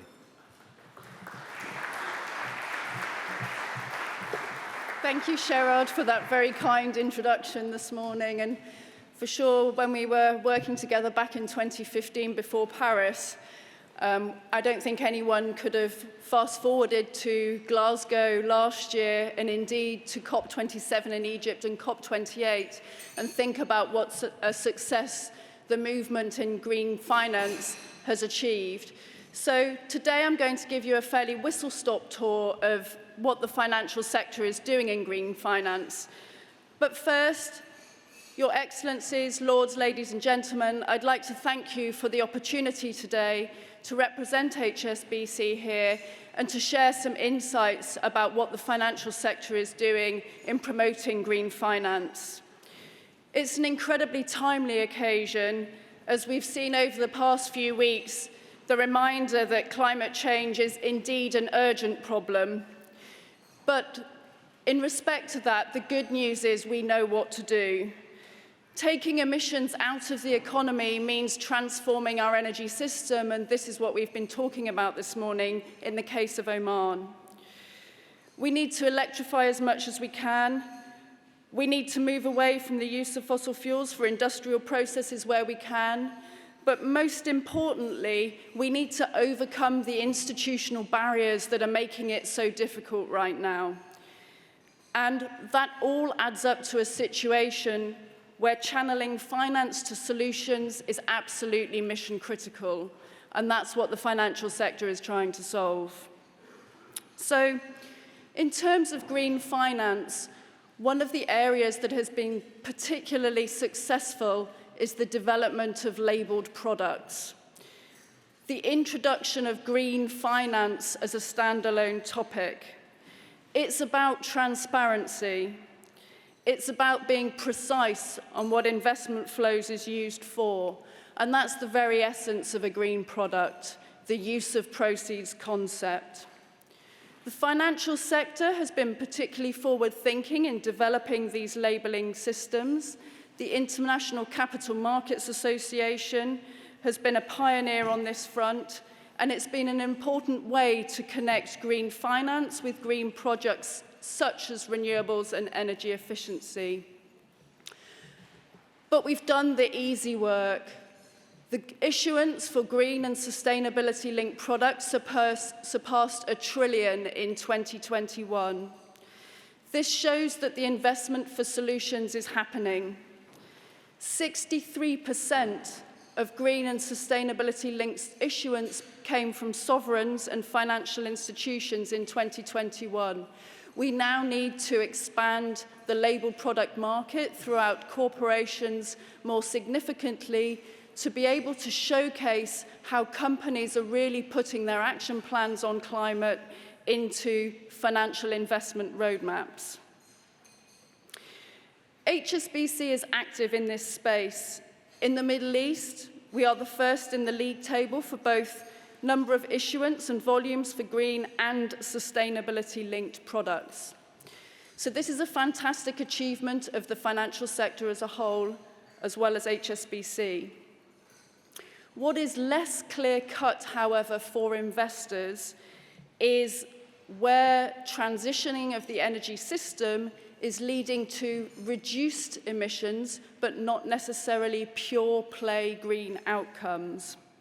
Because even though a project might have green credentials itself, for example, energy efficiency gains, future emissions profiles might be bad for the climate. And bearing in mind the climate ask is to peak global emissions by mid-decade and ensure a 50% reduction by 2030. So investors have a Herculean task in understanding what that future energy roadmap looks like to get us to a net zero economy. We need to understand how to support companies that are the high emitters today, but need to become the low emitters of tomorrow. They need capital to change. So sectors like steel, cement, aviation, and shipping, the so-called hard-to-abate sectors that really can shift towards using renewable energy for some parts of the process, need to communicate to investors how that will be achieved. And we're working together with them through the Centre of Sustainable Finance and through our academic and industrial partnerships on how to close that knowledge gap between the energy sector and the financial sector. As part of our climate commitment, we've set a target for up to $1 trillion for transition finance to support these goals to net zero by 2030. The financial sector is also working on how to change the plumbing of the way it works in order to create better decision-making around net zero ambition and net zero goals. That will mean reducing the cost of capital to companies and sovereigns who are putting their climate ambition into practice. And indeed, HSBC announced its intention to be a net zero bank back in November 2020. And that includes the activities that we're financing today. And indeed, this year, we set out emissions targets for how we would work together with the power utilities and oil and gas sectors to achieve their own climate ambition and action going forward. As many others have contributed today, we acknowledge the need to partner to overcome knowledge gaps and come up with the best solutions. So, our CEO is chairing a work programme in the Glasgow Financial Alliance for Net Zero, GFANS coalition, on transition plans for the financial sector. We're collaborating to create a high-integrity shift in our sector and to work with industry to create a collective voice on charting the best pathway forward. And that means working with policymakers to look at how action can be accelerated through policy incentives. And that brings me on to how we're working with the public sector and the role of the public sector today. We know that through the annual climate cycle set out by the UN Framework Convention on Climate Change, countries are bringing higher ambition to the table, and we really commend Oman on the 2040 vision and structure that it has put in place, which is an important signal for investors in terms of how they can deploy capital most effectively for these goals. We want to ensure that we work with policymakers to strengthen efforts on these ambitious goals more collectively, and we would like to see these communicated to the financial sector in terms of a pipeline of well-designed, bankable projects. One of the key barriers to overcome is this bankability of projects topic, and we're working hard with the incoming COP presidency, Egypt, for COP27, and more broadly across the region, and in particular with Oman, to take this thinking forward. The private sector, of course, has an important role in mobilizing the investment needs central to achieving the net zero outcomes in terms of tackling climate change. One particular initiative that HSBC is particularly proud of supporting is known as Fast Infra, the finance to accelerate the sustainable transition in infrastructure.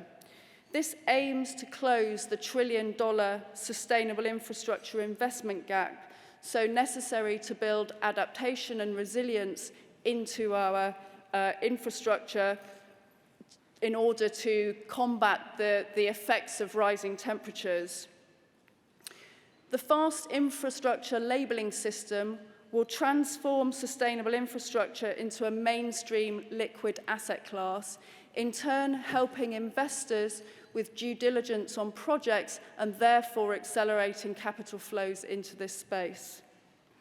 In November last year, Fast Infra announced a labelling system. This provides a globally applicable, consistent system designed to identify and evaluate projects.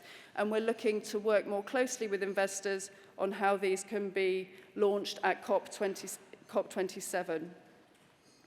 For HSBC in particular, we're also producing our own transition plan to show how we will become a net zero bank, and we'll do this in 2023. This is a firm commitment that we have made to our shareholders. And so understanding the transition plans of sovereigns and corporates will become an important part of our dialogue between companies and financial institutions in order to best deploy capital resources into delivering those transition plans. So, to conclude, finance is mission critical to solving the climate emergency. Through providing transparency by establishing labelled products, we are helping to accelerate an energy system shift by being clear about transition roadmaps, expectations, and emissions goals that the financial sector can help accelerate change. The signalling effect that labelled products provide is a helpful enabler to attract finance because investors can be more confident that they are supporting the right projects. We are committed to helping Oman address climate goals. We are the #1 bank in the Middle East region for sustainable finance for the last 5 years. And we look forward to working with you all to deliver a prosperous future for all. Thank you.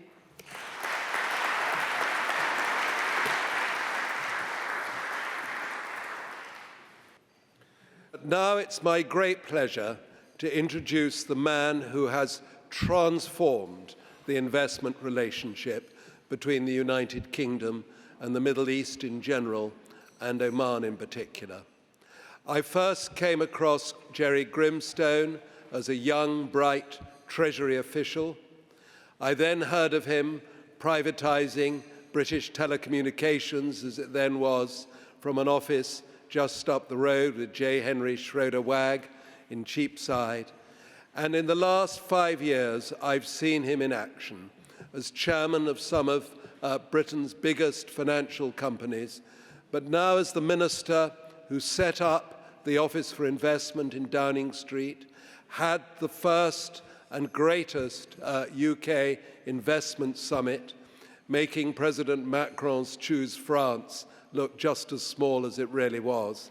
And he's now here, having left, very sadly, government, but remaining, I'm delighted to say, as chair of that most special of groups of Friends of Oman, the Strategic Advisory Group. Jerry, Lord Grimstone, the floor is yours.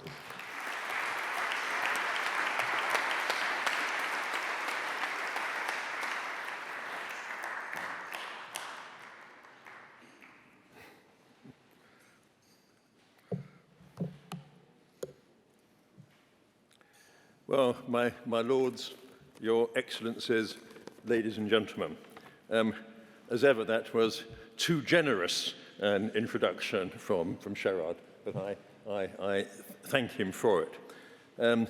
As he said, I'm taking what might be a very short sabbatical from my ministerial duties, but I was happy to interrupt my sabbatical to come along today to see my many friends here. Earlier this year, when I was the UK's Minister for Investment, I had the real pleasure of signing, alongside my good friend, the President of the Oman Investment Authority, the UK and Oman Sovereign Investment Partnership, which we've heard referenced several times this morning. And the great thing this did, that this partnership established a framework for our two countries to work even closer together on increasing high-value investments into both our countries. And as we heard earlier today from Simon Penney, the days have gone when investment in the Gulf meant that the Gulf sent the West money, and in return, the West sent back, occasional dividends or capital gains. Nowadays, investment is about the mutuality of benefit. It is not just about financial flows. It is about capability flows, and it's about learning from each other. And I think that both, as we've heard already this morning, both the UK and Oman have so much to learn from of each other. Of course, as we've heard several times this morning, and I don't hesitate to repeat it, our countries have a huge history. It's extraordinary that the UK accounts for nearly 50% of foreign investment into Oman. But of course, this is not an accident of history. It's a manifestation of the close relationship between our two countries that goes back well over 200 years. And of course, a sign of this closeness was the establishment of the Oman-UK Strategic Advisory Group, which I have the honour to co-chair.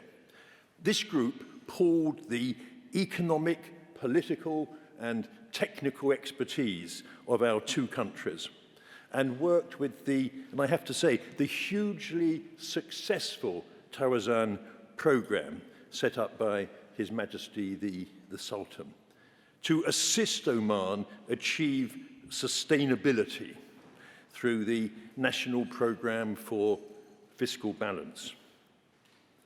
And I very much applaud, and I saw this completely at close quarters, the disciplined way in which this programme approached its task. And investors in Oman, or prospective investors, can and should take huge comfort from this. I saw at close hand that difficult decisions, and some of the decisions were difficult for my friends in the Omani government, these decisions were not shirked. And of course, a result of this can already be seen in the improvement of the country's credit rating and the revised stable outlook. And I do believe that going forward, diversifying the Omani economy through the new energy initiatives, through increasing investment, as we're hearing about today, driving change through privatization and public and private partnerships, provided these are well designed and thought through, is going to be literally transformational for Oman. But before I conclude, I thought I would say a few words about what I have learnt over the last 2.5 years as the UK Investment Minister, in the hope it might give some ideas to my Omani friends. We have to face up to the fact that attracting overseas investment is absolutely a globally competitive sport. Every country in the world, every country in the Gulf wants international investment. And to win at this sport, requires more than wishful thinking. When I took over my role as the UK's investment minister, Whitehall, that is the central government in the UK, was littered with what I call investment aspirations. These aspirations made great sound bites, but frankly, they had no substance. Investors cannot invest in an aspiration. They cannot invest in a hope. They need investable projects. And these projects cannot be conjured out of thin air. Expertise is needed, which is why we established the Office for Investment, located in 10 Downing Street, at the heart of our government. And you have to give investment that kind of central priority if it's going to succeed. And we staffed this office with enthusiastic, and enthusiasm is always very important, entrepreneurially driven people. And we have one of them with us today. I won't embarrass him by asking him to stand up, who understood investment and critically knew how to get things done, including knocking down the bureaucratic barriers that can sometimes be such a meaningless hindrance to investment. We also brought investors into the heart of our policy making, so that what I call the investor lens could be applied at a very early stage in making our policies. That is how you move away from aspirations to investable projects. And this is so important. We established an investment council to advise us, comprised of some of the world's top investors. We held round tables. We brainstormed. We spoke to investors continuously from around the world. You know, some days my office had the pleasure of organizing 20 meetings a day with investors for me. And I got one of my private secretaries, ex-private secretaries in the audience also today. And the result? We made the United Kingdom one of the best places in the world in which to invest. And I've got no doubt that the route that Oman is now taking will end up making Oman one of the best places in the Gulf to invest. So enjoy today, and Sir Sherrod, thank you very much for inviting me.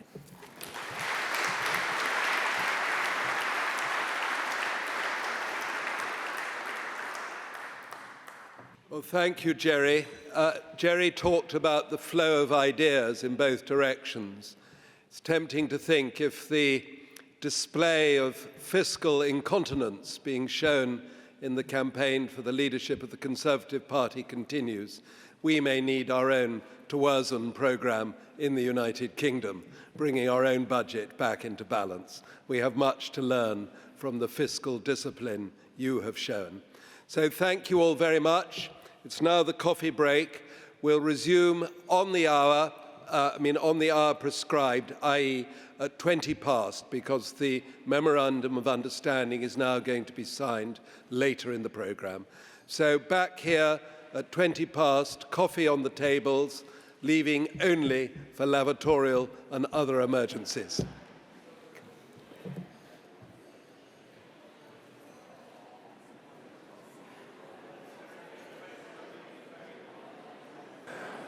My lords, ladies and gentlemen,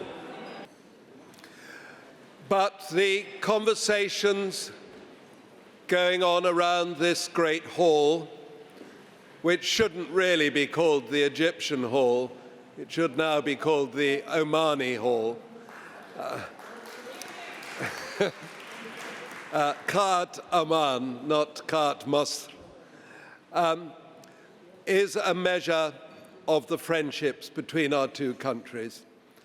And it's a particular pleasure for me to see one of the most long-standing and truest friends of Oman and of successive sultans, Peter Dwerrihouse, with us here today.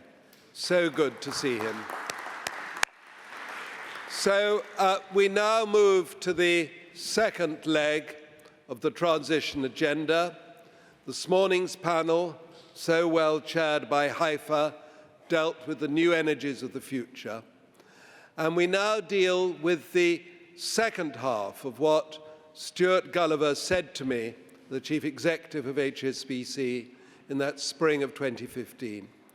We'll finance the transition, Sherrod, but we'll never leave any of our great hydrocarbon customers behind.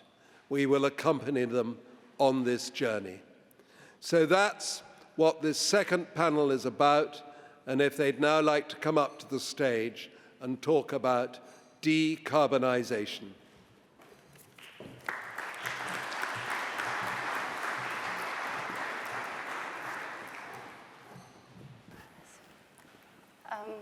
Good morning, Your Excellencies, ladies and gentlemen. While the previous panel focused on renewables, one of the key tools at our disposal to decarbonize, in this panel, we will focus on capturing the importance of technology and how it applies to decarbonization in the oil and gas sector. So what I'll be doing is I'll be introducing each and every panelist, and then I'd like them to answer 2 questions in roughly 2 minutes. Firstly, please tell us about your decarbonization journey. Secondly, based on your experience, what are the opportunities for Oman as it seeks to decarbonize?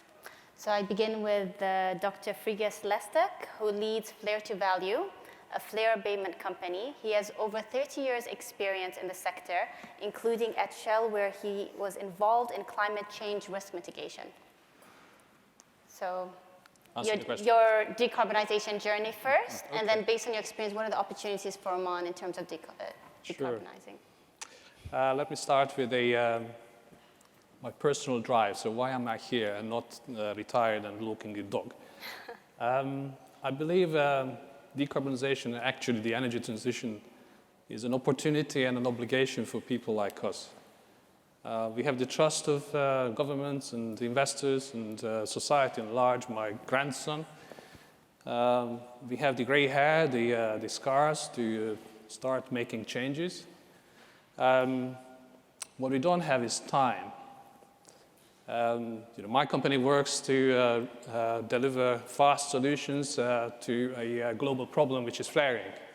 And we offer a new type of business model. We started in Oman, and we have an aspiration and plan to grow from Oman. We are setting up a center of excellence in there.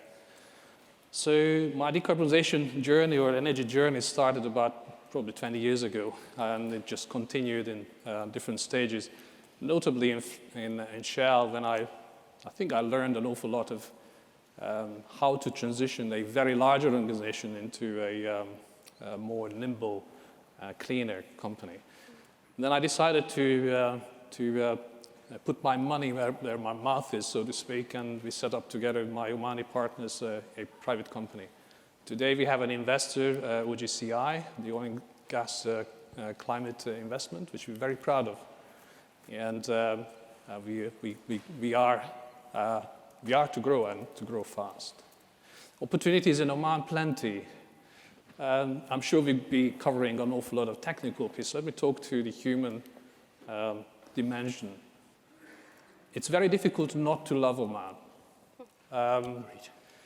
It's people, it's culture, the enthusiasm of lots of young people come across. So we made a commitment. Partly because of our relationship with the Omani people, partly because of very hard-nosed business logic, that we will set up a center of excellence in Oman for flare reductions, following a new type of business model, and we're going to grow from there. All right. My 2 minutes stop. Yes. I think you felt the energy. I'm like, okay, it's been over 2 minutes. So in terms of oil and gas, how do you see oil and gas coexisting and the need to decarbonize to net zero in the 28-year timeline? I'm an oil and gas guy. I'm proud of my heritage, and will continue to be one of them. So take this with a pinch of salt, what I say. There's a school of thought which says, okay, we're going to have a magic switch, and then we just switch it over, and then we're going to have a decarbonized future tomorrow. We all know in this room that switch doesn't exist. So we need to get used to the idea this is a transition, this is a big change program, and it needs different type of technologies. And I keep emphasizing it does need new type of business models, and that's where we come in. We often talk about 2030, so what does the oil and gas industry look like in my head in 2030? It has no flaring. It's achieved its zero methane emission aspirations around the world. It's electrified its platforms. It's started growing scale in CCS. And the scary truth is that we have about 8 years to deliver that. And flaring remains flat around the world. We made commitments to zero methane emissions by 2030 as well. And there are large challenges in there. So we're not going to shorten tasks. We're not going to shorten the need for collaboration, need for new type of finance, et cetera, et cetera. Okay. How does this look like in 2050? Often people say, well, there's no need for oil and gas industry in 2050. Well, I tend to defer. Our industry can offer an awful lot of expertise. We have infrastructure in place. It's a 100-year-old industry. Expertise in place. So we do have, we have relevance in future hydrogen, in biofuels, in large-scale and accessible CCS. That's my picture for 2050. Okay. You see companies which are already transitioning from what we used to call the molecules companies into energy companies. And that's happening already. Okay, thank you. I now turn to Mark Batroden, who leads Enoverm that focuses on reducing pollution caused by oil and gas production. He too has over 30 years experience in the sector. So again, please tell us about your decarbonization journey as well as your experience in terms of opportunities for Oman in the sector. Okay, thank you, Lamia. You're welcome. So the problem that my company set out to address was one of the wastes caused by oil production. When oil comes out of the ground, it carries with it sediments that are extracted by the oil production industry as a oil-saturated sludge. And there's no environmental way to dispose of this stuff. And so at the moment, it either gets incinerated, which of course is bad for the environment, or it gets dumped into large open pits, which is more common. And that's also bad for the environment. And the problem is quite huge. Estimates are that around 1.8 billion tons of this stuff exists around our planet in open lagoons, and around 120 million tons is generated every year. So our company, my company, has developed a water-based technique to environmentally treat these sludges, recover the hydrocarbons for recycling, and leave the sediments clean for return to the environment. And our mission is to try and change the way that the oil industry deals with these wastes. And our mission is supported by the fact that the technology we've invented is extremely fast and extremely cheap, and it's put clearing up these wastes within the reach of the oil companies without having to spend huge amounts of money on clear-up. We were fortunate enough to do a pilot, a large-scale pilot for PDO, and unfortunate to finish that pilot and run straight into COVID, which completely stalled our program. But with the help of the British Embassy in Oman, the Ministry for the Environment in Oman, and the Ministry for Energy and Minerals in Oman, we're now getting re-engaged with the industry in Oman. Our equipment's sitting there waiting to be used. We've already got meetings with Dalil Petroleum, with Oxy, and I'm sure PDO will be opening their doors to us soon. Okay. So it's wonderful that you guys have a lot of partnerships. You've mentioned the various stakeholders that you're working with. In terms of financial incentives, do you require any financial incentives for this sludge and soil treatment to kind of make it economically feasible? Yeah, that's a really interesting question. We've tried to get our pricing model so that actually it doesn't cost the industry any more to change practice from what they do today. However, one of the things that would really help, we see in the UK that if a company wants to dispose of waste to landfill, it has to pay a tax to the UK government for doing so. If it's a hazardous waste, it has to pay quite a lot of tax to the government for doing so for obvious reasons. And the current fee in the UK is £96 per tonne of waste disposed. If we could see something like that imposed in Oman, I think it would incentivise the companies to do the right thing as opposed to perhaps being slightly more lazy and just carrying on with what they do today. Thank you. Our third speaker, Andrew Randall, is a decarbonisation lead from Advision, a consulting firm which is part of the Worley Group. Previously, he spent 20 years at Shell in Canada and the Netherlands. So again, Andrew, please tell us your decarbonisation journey, as well as what are the opportunities for Oman based on your experience in terms of decarbonisation? Thank you and good morning all. Brief introduction to myself again. Andrew Randall. I am the decarbonisation lead for our upstream, midstream LNG consultancy practice at Advision. Advision is the wholly owned consultancy firm of Worley. To make life easier, I will use Worley today for the rest, because I think it's maybe there's a bit more name recognition perhaps. It has a better branding here. Better name recognition indeed. As I said, I've been at Advision about 6 months, and prior to that I was at Shell for 20 years, where it split almost evenly between Europe and North America, and almost evenly between upstream and downstream, with increasing focus over those years on energy efficiency decarbonisation, starting in the oil sands in Canada, working through the shale oil, deep water, and ultimately I spent the last 6 years at the Shell Penney refinery, working on decarbonisation by implementation of biodiesel, sustainable aviation fuel. And then, a bit like Friedrich, I decided not quite to put my money where my mouth was, but at least own my morals. And I decided this opportunity came up, and so now I'm pleased to be driving the implementation of decarbonisation opportunities within Worley Advision, helping our clients on their journey towards net zero. I think it's really important. And I think this is the exciting time to be involved in it. Closing the circle a little bit, and a bit with more focus on today, I've just had the pleasure of leading and delivering a CCUS study, a concept study for Oman, looking at CCUS opportunities within the Sultanate for one of our clients there. The opportunities are huge, the opportunities are immense, but I think they're also required, because I think as we heard in the previous panel, business as usual isn't going to work. We need, and for example, CCUS provides an opportunity to bridge from the status quo to where we globally need to be, and Oman needs to be in particular. Okay. The previous panel also kind of touched upon CCUS, and you're just now touching upon it. One of the things that I feel like hasn't been really discussed is the commercial maturity of CCUS, this particular technology. Can you kind of touch upon that? I can. CCS, so I'll break down the acronym: Carbon Capture, Utilization and Storage, CCUS. Yeah. The capture part, that technology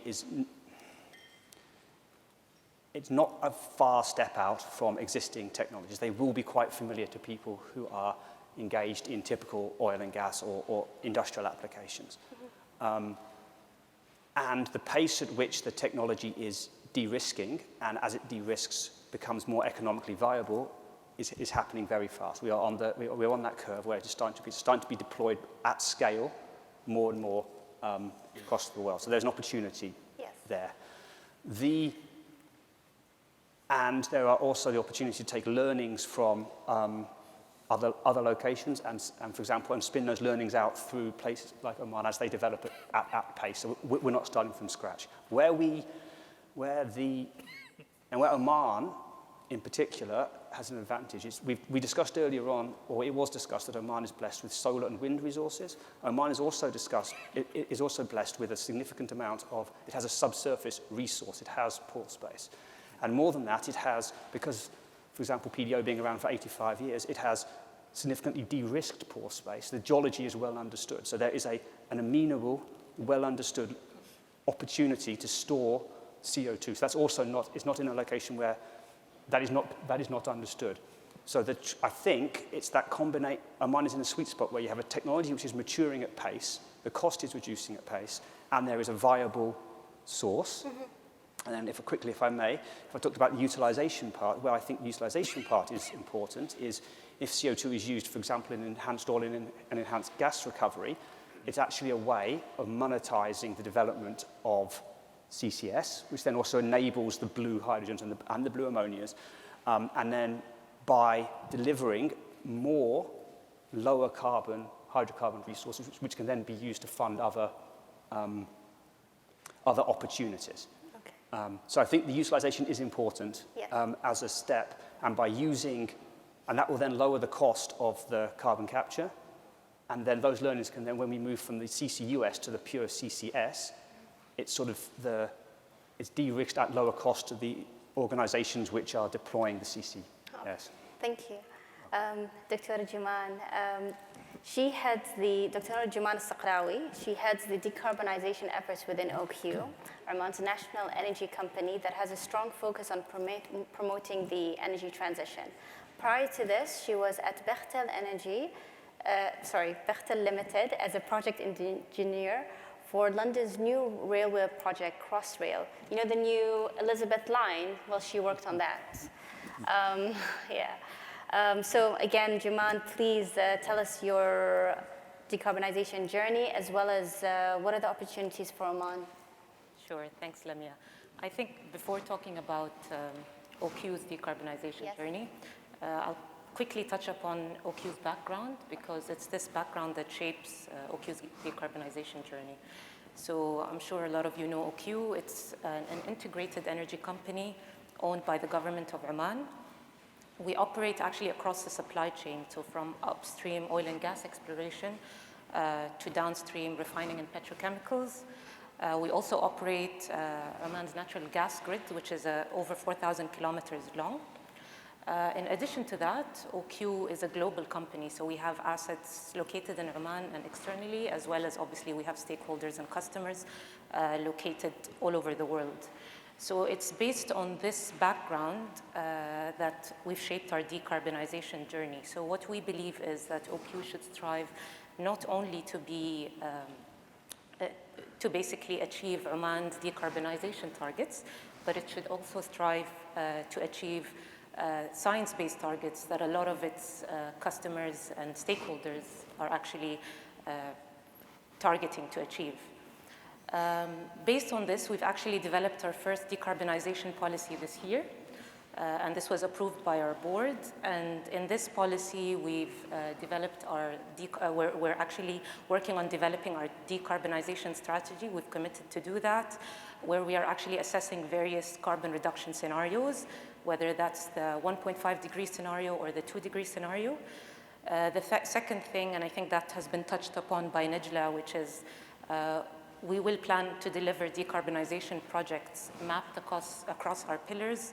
That includes energy excellence, which looks at basically reducing our energy consumption and therefore our carbon footprint based on energy efficiency and optimization measures. The second is switching from conventional sources of electricity to renewable sources of electricity or cleaner sources of electricity. The third is low carbon molecules, which looks at basically hard to abate sectors, and that encompasses green hydrogen, blue hydrogen, CCUS, and so forth. And finally, for areas that are difficult to decarbonize, we are open to negative emission opportunities, whether that's nature-based solutions or negative emission technologies such as direct air capture and so forth. So there's quite a wide range of opportunities for Oman in that sphere. I'm going to end by talking about what we're doing today. So today we are in the process, we're taking it step by step, and we are in the process of developing decarbonization strategies for each and every one of our assets. Just to let everyone know, we have over 22 assets, so it's quite a big exercise. We're starting off by understanding our emissions, defining our baseline emissions, and then using that data to develop a roadmap, assessing, as I said, the various scenarios. Thanks. Thank you. So, of course, given that OQ's legacy is oil and gas, what are the obstacles to get to net zero? I think the biggest obstacle is the fact that in Oman, carbon today is still treated as a free externality. So there's no cost associated with the carbon, and that does not incentivize to shift into low carbon into the low carbon sphere, basically. Thank you. So last but not least, Dr. Stevenson, Dr. Andrew Stevenson. He is the founder of Sustainable Pipeline Systems, a pipeline technology company that has interestingly won a contract to develop a hydrogen pipeline demonstrator on a 50-acre site in North Yorkshire in the UK. So again, Dr. Stevenson, I'll just repeat the questions, but please tell me about your decarbonization journey, as well as based on your experiences, what are the opportunities for Oman to decarbonize? Yeah, thank you. My decarbonisation journey, I think, began with developing new technologies for deep water production platforms in the North Sea about 30 years ago. I was very involved with that process, and that technology got rolled out worldwide in the 80s and 90s. After that, I set up a venture capital fund, and in fact, I launched a sustainable technologies fund in the Mansion House here in 2006 for my venture capital firm. But the last decade or so, I've been very involved in developing sustainable pipeline technologies, because hydrogen infrastructure is all about infrastructure. We need to have the infrastructure as well as individual technologies. And some of the previous speakers have sort of touched on that. And the technology we have sort of brings the pipe making requirement into the field. It automates it, and it also introduces full digitization into pipeline monitoring. And if you look around the world at where emissions are a problem, in North Dakota, in the United States, they have massive workmanship and leak problems that sometimes shut pipelines down. I think for the hydrogen era, we've got to get on top of all that with new technologies that are genuinely clean, genuinely sustainable. And as Lamia mentioned, we've recently won some UK government contracts. And in the UK, I think UK sort of got similarities to Oman in many ways, that we have blue hydrogen potential, and we're planning to roll that out into 3 industrial centres on the East Coast, and we're close to that in North Yorkshire. Initially, that will involve sequestration and developing these industrial centres that will run on blue hydrogen. And we've recently formed an international hydrogen pipeline panel that includes BP, Shell, Equinor, and also Reliance, who have very adventurous programs to build a hydrogen grid in India. So I think there's a lot happening worldwide. In terms of Oman, I think Oman is in a brilliant place. I've been to Oman 3 times. Salim Al-Alfi visited our trial site in the UK. I went back and visited him. And Oman is brilliantly placed for the whole of the Middle East region, really, to be a pioneer in all this, with developing blue hydrogen, proving the technology, and then rolling it out at scale. Investment is always a two-way process. It's a partnership. And I think from my visits to Oman, I've been incredibly impressed with the high technology skills and general investment literacy of everybody in Oman. So I think Oman is very well placed for what will be the new generation of energy technologies in the Middle East and wider. Thank you. Can you elaborate a little bit more regarding the financial challenges and the role that the private and the public sector can actually play in supporting? Yeah, I think there are a lot of financial challenges with new technology. And I know that personally, having been an investor myself. It takes a very long time to get to full rollout. And so patience, persistence is required. Public and private partnership is vital.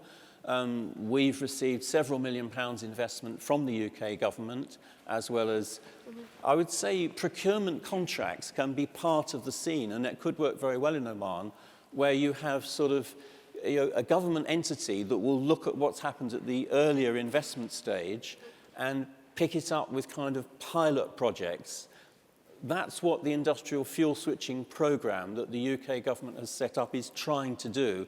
They're trying to emphasize investment in procurement contracts with smaller companies that can roll out, and that's what our hydrogen demonstrator program is about, which is being fully funded on a contract basis by the UK government. So I think there's a lot of challenges there, but also opportunities to find innovative structures for public, private, and then private investors can also come in by investing in the companies that are taking these technologies forward.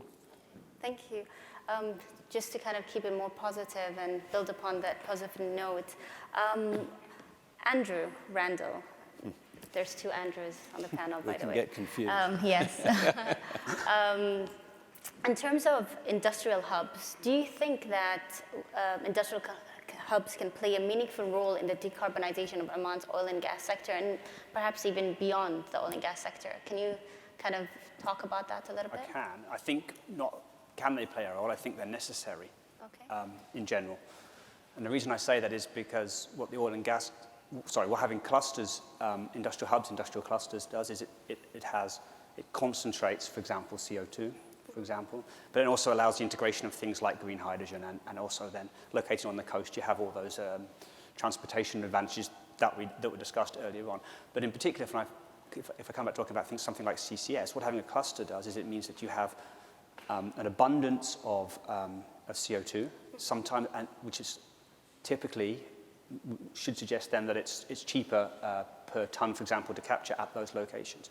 And then if it's implemented properly, you should then have lower cost of capture. For example, if we're talking about CCS, which then will drive deployment of CCS, which will drive the costs further down, which then also allows other industries or other organizations which had a barrier to entry initially, that would drive the cost down, allowing access to infrastructure. And you could imagine a backbone and then coming from the coast inwards towards amenable geographical sites for storage. And then I think that has to be coordinated between all the parties. So it's not, I don't think it will not work if that's one party on its own, but you need the industrial clusters or the constituents of those clusters. You need the oil and gas, you need the government. It all needs to be linked together with a plan, with ultimately to allow access at reasonable cost to that kind of network, which then, of course, improves which is, of course, beneficial for the whole Sultanate. And even you can extend it even further, for example, given the location, we discussed Oman's benefit this morning, the benefit Oman has of its location this morning, is that you can even then, say, use the pore space that's available, or the Oman's geology as an advantage, and you can even think about importing CO2 from elsewhere on some of the and then using the ability Oman has to store that CO2, and you can drive it that way. It also kind of brings this ethos of we're all in this together. Yeah. We're all working together. We're all trying to actually decarbonize. We're in the same journey, Absolutely. Yeah. How important is research and development, Dr. Friges, in order to attain net zero, and how can the cost of these efforts be paid for? Wow. He was hoping not to get that question, but I'm like, why not? No, not really. Yes, I used to lecture in UMIST in Manchester. I wasn't good at it, but I loved research and I actually loved deployment. So you keep hearing from me projects. That's what this industry needs. Actually, my part of the industry, that's what it needs. So let's talk about money and development. What I've seen is that early stage development does need government support, and so when you start doing lab scale development, does need government support. So, for instance, the distillation column that we put together in Manchester, it was funded partly by the government, partly by a consortium industries. So this goes back about 30 years. Then, once it gets into first pilot, so this is the first time when you demonstrate the mature technology, so to speak, but in industry environment. What I've seen is at that point, venture capitalists may come, and larger companies, at that time it was actually BP who said, okay, let's try this in real life, may fund it from their development fund. Venture capitalists have a huge role to play, and we, as small companies, we're struggling with that, in particular Oman.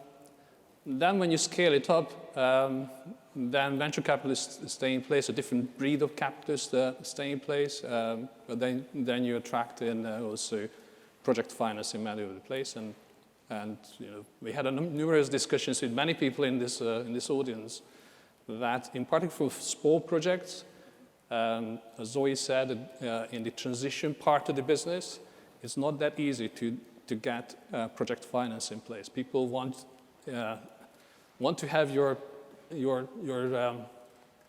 put it very simply, they want your house key as a collateral, and it's very, very difficult to make that choice.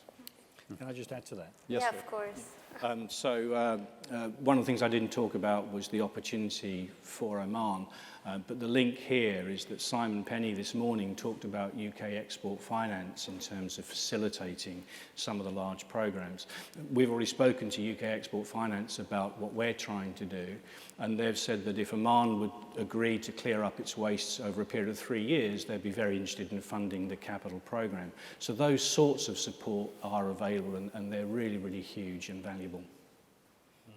That's good.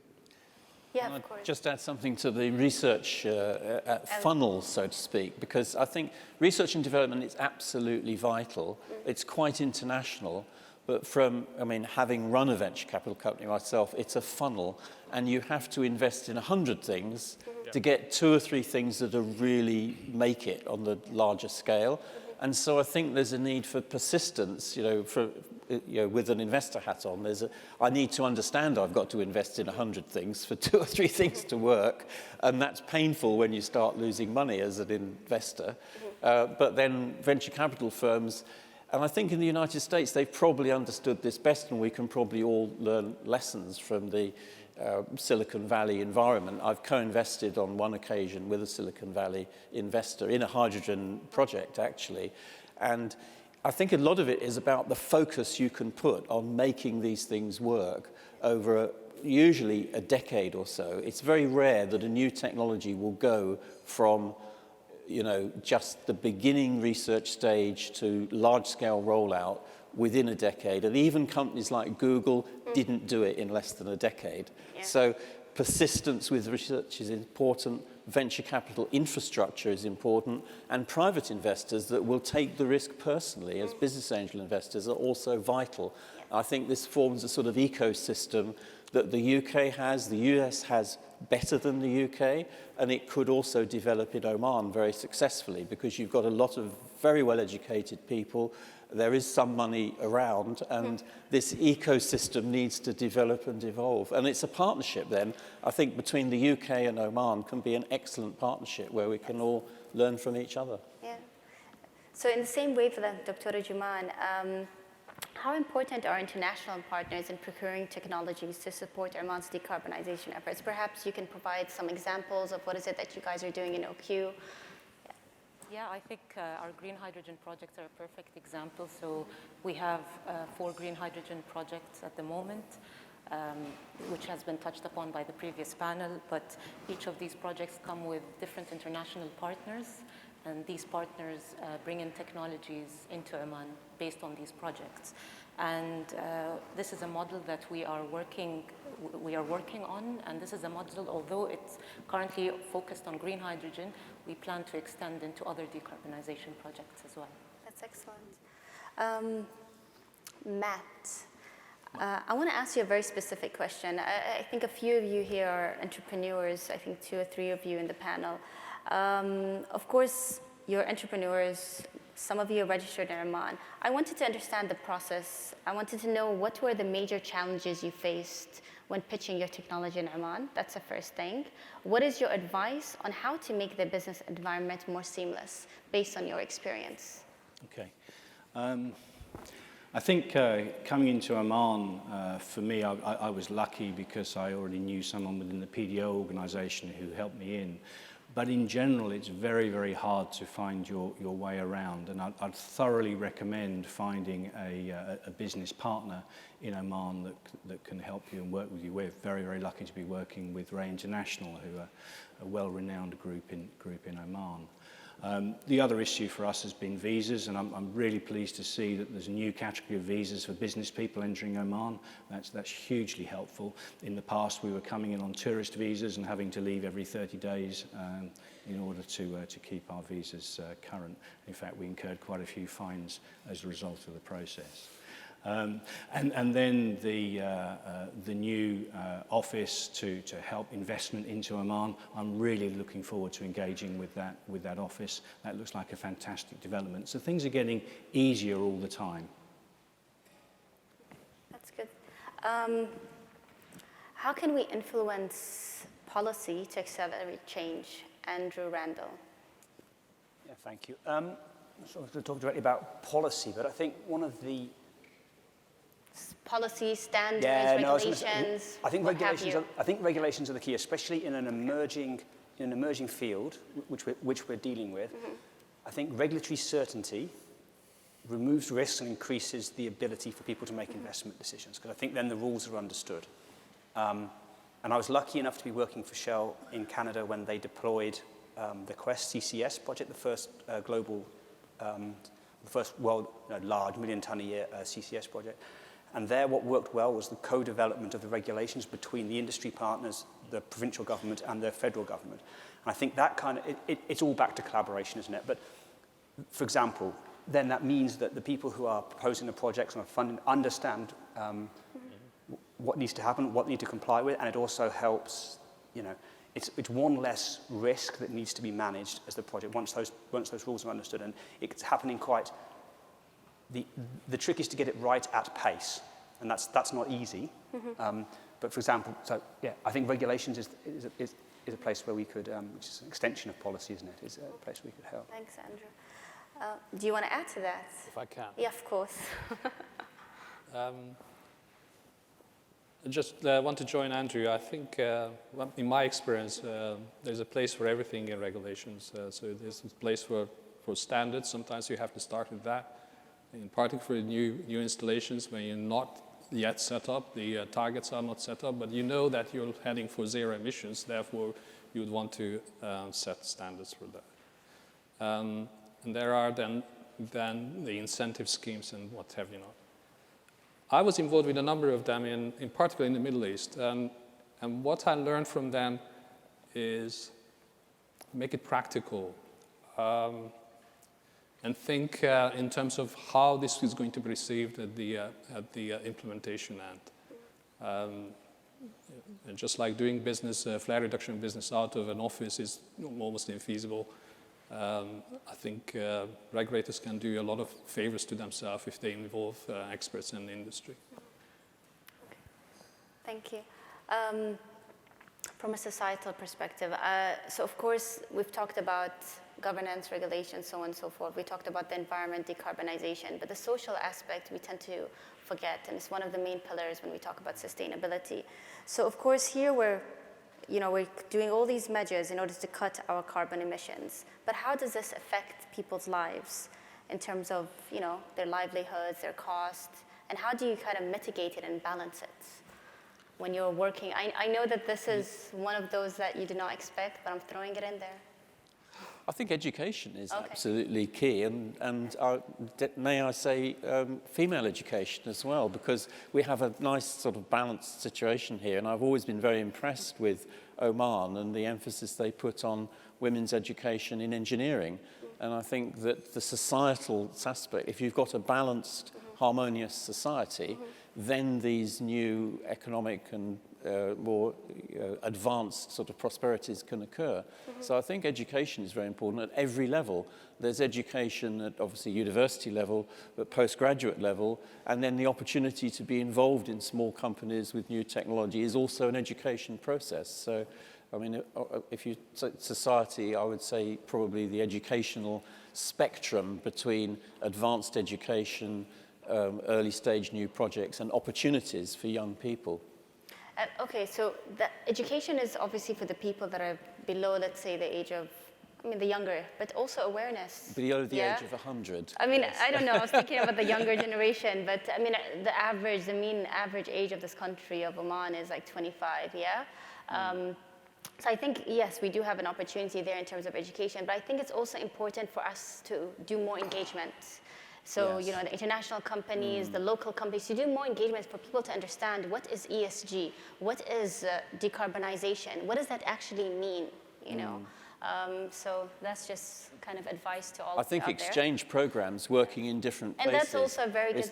When I was involved in deep water structures, I learned a lot from working in Norway, United States, and you come back with all that international experience. I think the other Andrew wants to chime in. It's also about making it tangible, isn't it? Just because something's different doesn't necessarily mean it's going to be worse or it's going to have a negative impact. And I think that's important. That's important to say that it might be different, but only that, and then difference leads to new opportunities. Yes, yes. And so I think that's the message. I think Dr. Jaman would like to add, and then Dr. Frigas. I was just going to add that from a cost perspective, yes, I think we all agree that mitigating climate change is going to cost, but actually dealing with climate change without doing any mitigation is going to cost us much more. And that's where the education part needs to come in. Absolutely. Awareness. Well said, yes. Dr. Frigas? Let me start with the kind of strategic view. Energy transition cannot be the privilege of a few. If you leave behind those who are burning dung to cook their dinner, it's not going to happen. Bring it closer to kind of our reality. There are naysayers out there. There are people who just don't care. There are others who don't understand it. For instance, let me throw an example. We're working a lot with financiers. I thought they understand energy transition because they are in that space. That was a wrong assumption. So we need a lot of patience and make it really pragmatic and spell it out to them. Look, this is the risk, okay? You can have a stranded asset. You can't sell your product to a market because there's going to be labeling in here.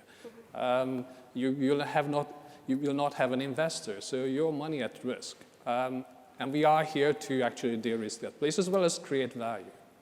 So this education that doesn't only involve the 6-year-old, 8-year-olds, but here are grown-up practitioners, has to happen. We are ambassadors of change, and have that responsibility as far as I'm concerned. Personally, just very quick, on hydrogen, I think there is a big need for general education about how hydrogen works. We're starting a program with the rural community in North Yorkshire to help farmers understand what would it mean if their tractors ran on hydrogen.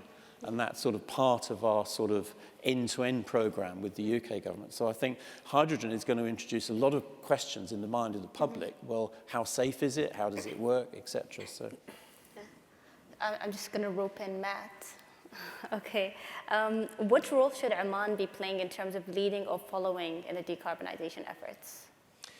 Well, I think we've heard this morning already how Oman is advancing at a huge pace in terms of its environmental technologies, and it really does have the opportunity to be an exemplar, not only just in the GCC, but across the planet for getting hold of these issues and dealing with them.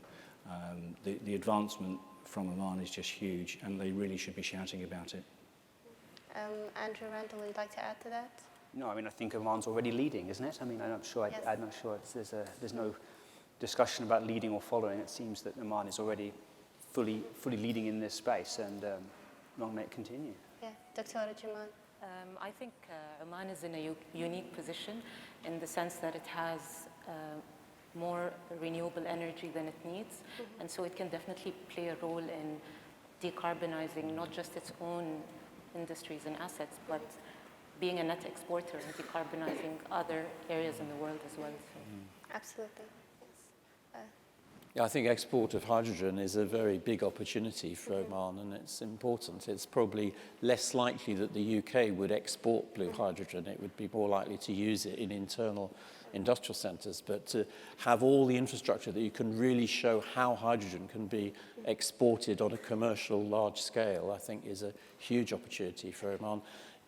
both from the cost and value of the energy itself, but also from proving how that works and then selling on the technology to other places in the world, with Oman becoming perhaps a real technology hub, advanced technology hub for this whole hydrogen export opportunity. Okay. Dr. Frigas. Well, you heard me saying a number of times that Oman is our home, so we wanted to lead. I believe we can.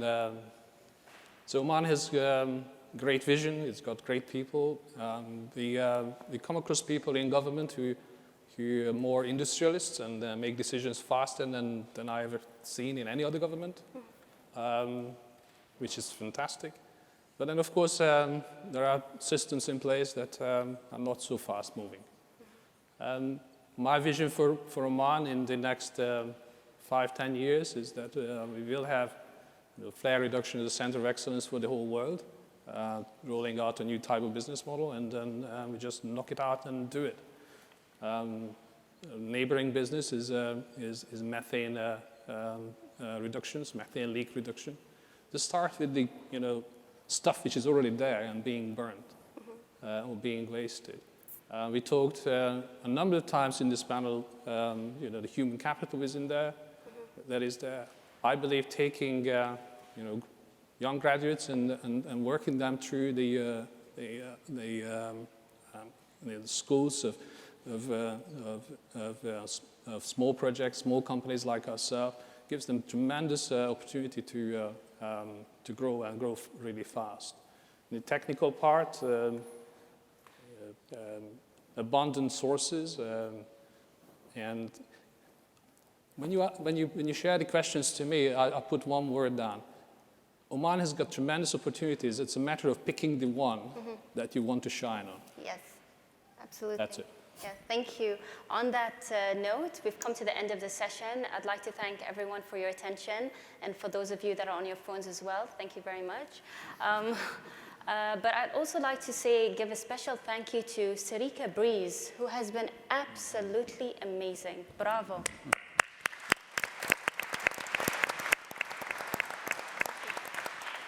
Thank you, panelists.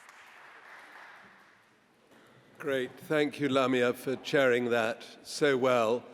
Lamia is a member of the Next Generation group of the Anglo-Omani Society, led by Ollie Blake. And thank you for showing both Inzibat and Tanfeez so well. So excellent.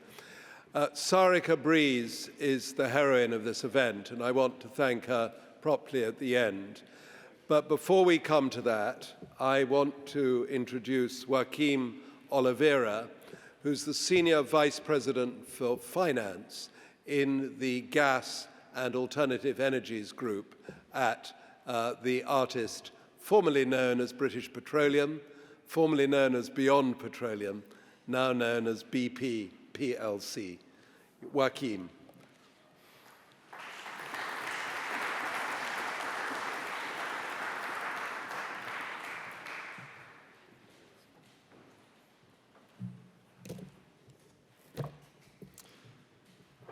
Your Excellencies, honorable lords and ladies, dear guests, it is my pleasure to be here today.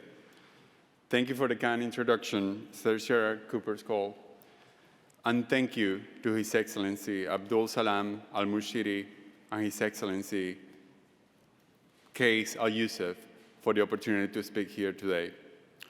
And congratulations on this forum, the first New Energy in Oman conference.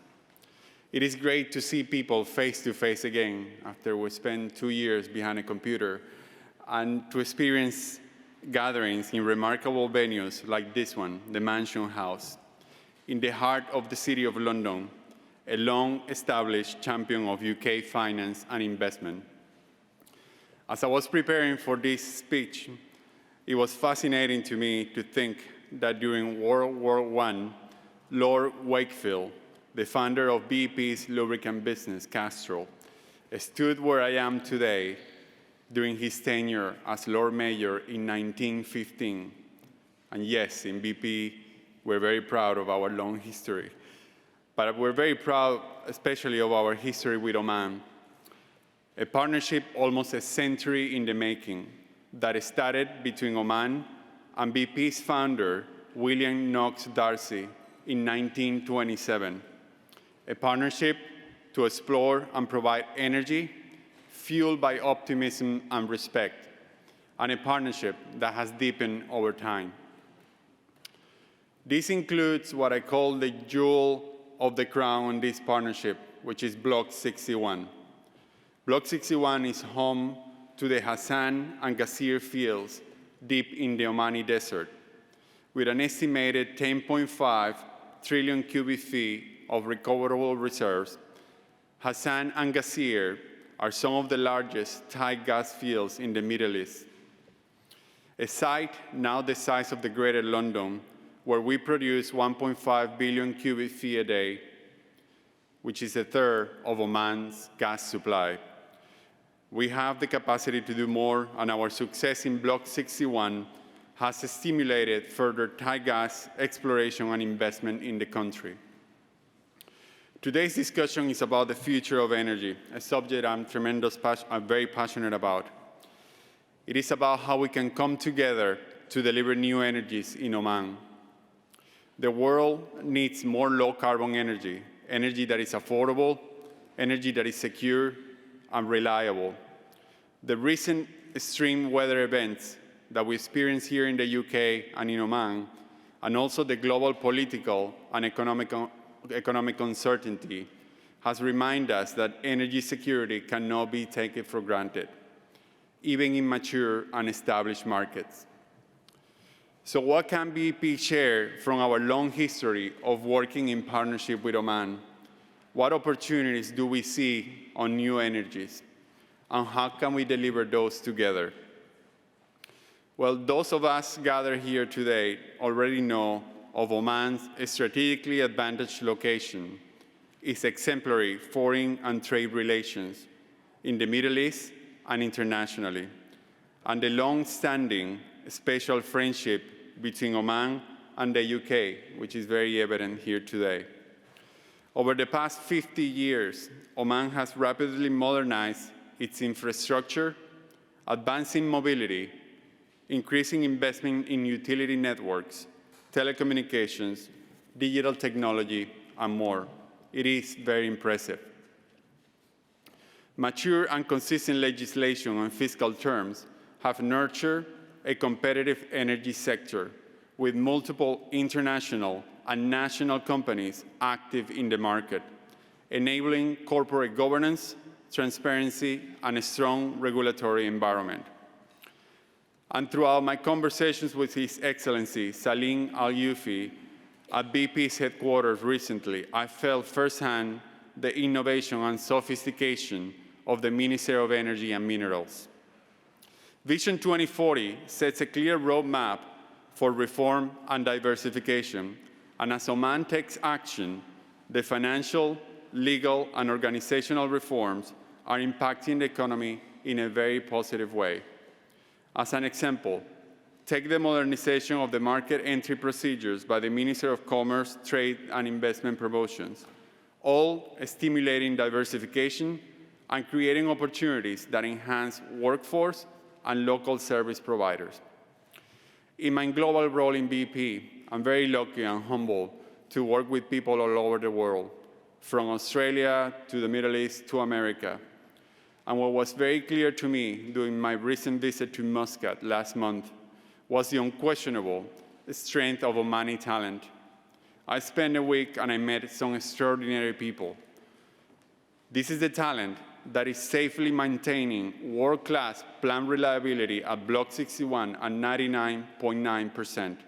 It's the same talent that allows us to increase production by 50%, and it's the same talent that allows us to reduce emissions by 15% and holding costs flat when the country needed the most. For those of you who are not in the industry, all those stats together are very hard to obtain, and so it's very, very impressive that the talent that we have allows us to deliver that. At Oman, 90% of BP's team are Omanis. 70% of the leadership roles are held by Omanis, and 30% of our 600 employees are young Omanis, graduates, and technicians, people working with a purpose and caring for each other. Some have joined us here today. I encourage you all to meet them. I encourage you to meet Hattie. I don't know where Hattie is, but I know he's in the audience. Hi, Hattie. To see how he's finding his new finance leadership role at BP's headquarters. He's one of 120 Omanis that have gone on an international assignment. Or Arish, an expert on worker welfare and human rights, who is part of BP Global Strategy, Sustainability, and Ventures team. She's one of 31 Omani nationals currently supporting global roles to the UK, Azerbaijan, Mauritania, and Senegal, all from Muscat. And it is always my pleasure to welcome my friend Nader Saki to London, BP's Group Senior Vice President for the Middle East and North Africa region. He's leading the businesses throughout 8 countries with Muscat as his home base. Capabilities and appetite for growth are rooted in the Omani culture. We just need to nurture it. At BP, we work in partnership to extend this environment to the communities in which we live and work. At tomorrow's breakfast, hosted by the Anglo-Omani Society, you'll hear examples of ambitious local businesses competing at international standards, enriching supply chain, and generating local economy, all part of BP's in-country value strategy. Since 2014, we have spent more than $6.5 billion with Omani registered companies, and together with Oman, we've delivered more than 100 social investment programs with 20 local partners, delivering benefits to nearly 100,000 Omanis. As I said before, BP built and operates Block 61, which is a gas plant 350 kilometers from Muscat.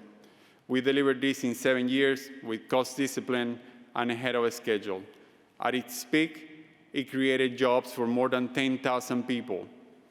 It has stimulated investment and local economy with sustainable and enduring impact. This is what a true partnership in energy looks like. So what's the opportunity ahead of us in Oman?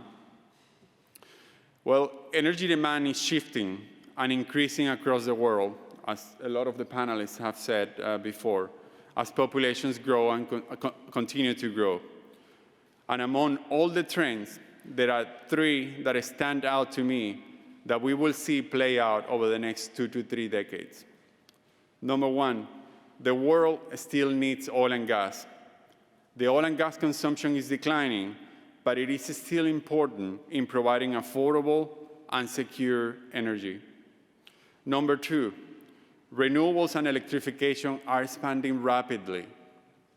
And number 3, the world needs a range of low-carbon energy sources and technologies that have diverse and resilient supply chains. Oman has the potential to address all these trends and can therefore help with the energy trilemma that the world faces, which is the need for clean, affordable, and secure energy. Firstly, Oman has good hydrocarbon reserves, which need to be produced and used more cleanly, with fewer emissions. I've mentioned BP's progress in Block 61, and we are very excited about the opportunities and prospects of Block 77, with exploration wells starting next year. Second, Oman has an abundance of renewable potential, with some of the best solar and wind resources in the world. This creates the opportunity for Oman to produce hydrogen and green ammonia. And the key to maximize the value is to know how to integrate all the pieces of the value chain efficiently, and to recognize that supply and demand come together. The agreement the Minister of Energy and Minerals signed with BP in January of this year sets out a path to build on our success in Block 61 and bring wind and solar renewable power and green hydrogen together in a distinctive and integrated way. This partnership will progress world-class multi-gigawatt renewable energy and green hydrogen development by 2030. BP is not just investing in energy, we are investing in Oman. To make these new energies work, we need to expand infrastructure further, nurture more local supply chains, and cultivate the skills and talent needed to guide the next generation of energy leaders. So the opportunity, it is in front of our eyes, which brings me to my final point. Investments need to happen, as well as innovation and collaboration to scale technologies. And back to partnerships. No one can do this alone. Governments need to continue to set stable regulatory, policy, and fiscal environments geared towards net zero. We also need to convene ministries, businesses, and industries that must decarbonize to achieve it, such as energy firms like mine, mining companies, steel makers, cement producers, and airlines. We need all these sectors to collaborate on actions to deliver to help build affordable, reliable, and secure clean energy supply chains across the region and globally. That's how we should partner with Oman in support of Vision 2040 and the energy transition. For BP's part, we're privileged to work with Oman, and we're focused on helping to bring the right people to the table to drive action and collaboration and generate energy in partnership. The Oman and the UK governments have done a great job of doing likewise today. Thank you again for the opportunity to talk, and thank you for listening. Thank you.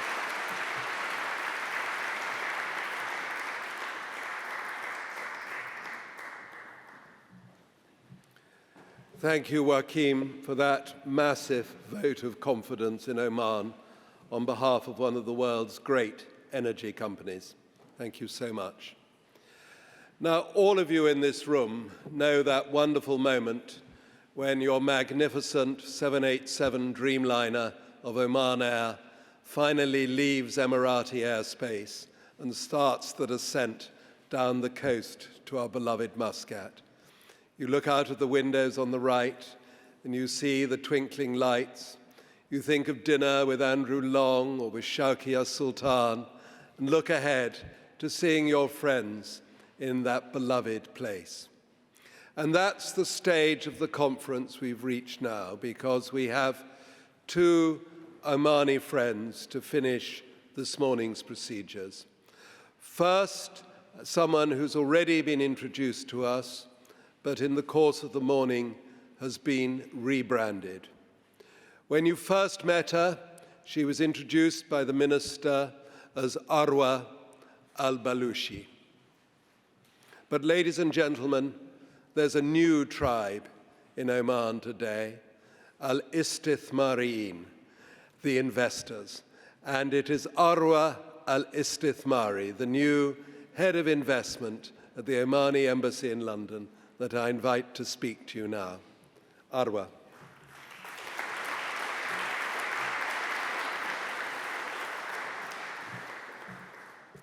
Thanks, Sir Shirad, on the nice few words you say it about me. I'm here actually, I'm not quite sure if I can just say that today I'm an ambassador of an investment role. We can take it out of Oman, or even I can just mention that I'm here a part of OIA. I'm here a part of the full economic sector of Oman. We have mission, and this mission will not become accomplished without all of you guys who are sitting here, shaking hands through investors and the companies, or even through the government entities, just to achieve what we are really ambitious to achieve that aim, where they have taken a decision as a government between United Kingdom and Sultanate of Oman to make someone a point in the embassy to take care of this sector today. Such a great opportunity to stand in front of all of you here today. after mentioning the third time that this is Arwa Al Balushi. And I'm here today just to take you on a very quick VLOOKUP about the opportunities or the investment opportunities in Oman. Actually, we are mentioning Oman Investment Authority, but that's only to make you understand the mandate and the structure of how the investment and the commercial sector in Oman is work, and what was the economic investment before the changing on lots of few of the structure, we can say, the reorganizing the companies, where I will just take you in. Actually, the Oman Investment Authority was established in 2020 by the Royal Decree 61. And we just, like 2 years back, we've been established as an Oman Investment Authority, but this is not a new entity in Oman. This is a merge about 3 entities where you can just say Oman Investment, OIF, we can say Oman Investment Fund, and the SGRF, which is the state General Reserve Fund, and 160 company plus. We can just say that the State General Fund, and which is everyone knows here, and this is a mandate of every country, and Oman Investment Fund as well, but the 160 plus, I'll just highlight a few things, which is these are the assets where actually, can we move to the other slide, please? Yes. Okay, so the 160 company which under the OIA, and which we will highlight the opportunities, and they will take really a great time today to spend for. Those are local assets, and you can just say government assets, where they were being spread into other organizations or entities, which is still under the government. And the collaboration of bringing the 160 plus company and the assets which is under Oman Investment Fund, plus the state, SGRF, the State General Reserve Fund, those all created something, an entity called Oman Investment Authority today. So we are strong at OIA because of our asset today. It's valued about 3 entities, which I just explained. The mandate of OIA, as you can see here, we are doing there just to develop an investment fund, not only that, and to contribute towards to the state budget to achieve the overall financial sustainability, and to contribute even the implementation of the policies in advance, which is targeted by the government and the economic sector to develop it, and to enhance as well the national investment environment, and to attract the investment to the Sultanate. Achieving the growth of the future generation investment fund, investments, and the accumulated financial reserves, which I will take you to the next slide, and you can just understand more about the structure of OIA, where that I mentioned after the collaboration and being an umbrella of all of the 3 entities. We can just see here the investment portfolio managed by OIA are segregated between the 2 portfolio. The national development portfolio, which I just mentioned, is the 160 company or the 160 assets, local assets, which was being spread through the other organization, other companies, other entities within the government. And we have to take care of it to contribute to the national economic growth, and we call it National Development Portfolio because it's a local one, and to support the state general budget as well. And the other one, which is the Future Generation Funds, and the Future Generation Funds, which takes more focus onto the little bit on the foreign investors, and we have in that one a private equity, public markets, and real estate as well. In the priorities of the National Development Portfolio, which I just mentioned now, the financial stability, the contribution to GDP, divestment, making synergies, it was not a very easy or a small task to be given to one entity to collaborate between 160 plus of the companies, one time, different sectors. Some of them are mature enough from the sectors, which is, we can mention it, a financial-wise or oil and gas, and some of them are just now, they are growing, and we will go deep about that later on. But to take care about those 160 plus companies, we have to make sure the synergies which will work between the 160 and which will aim at one aim, which we have to, just achieve the target of 2040, the vision, with no single competition between those companies. Historically, they were just competing in the market, and now we have to work all together to achieve one aim. So we have a vision to complete it, and those 3 funds which I just mentioned, we have in the same way, in the same roadmap, which I will just show it here to you, and we will go deep onto the future generation funds into the 3rd slide, sorry.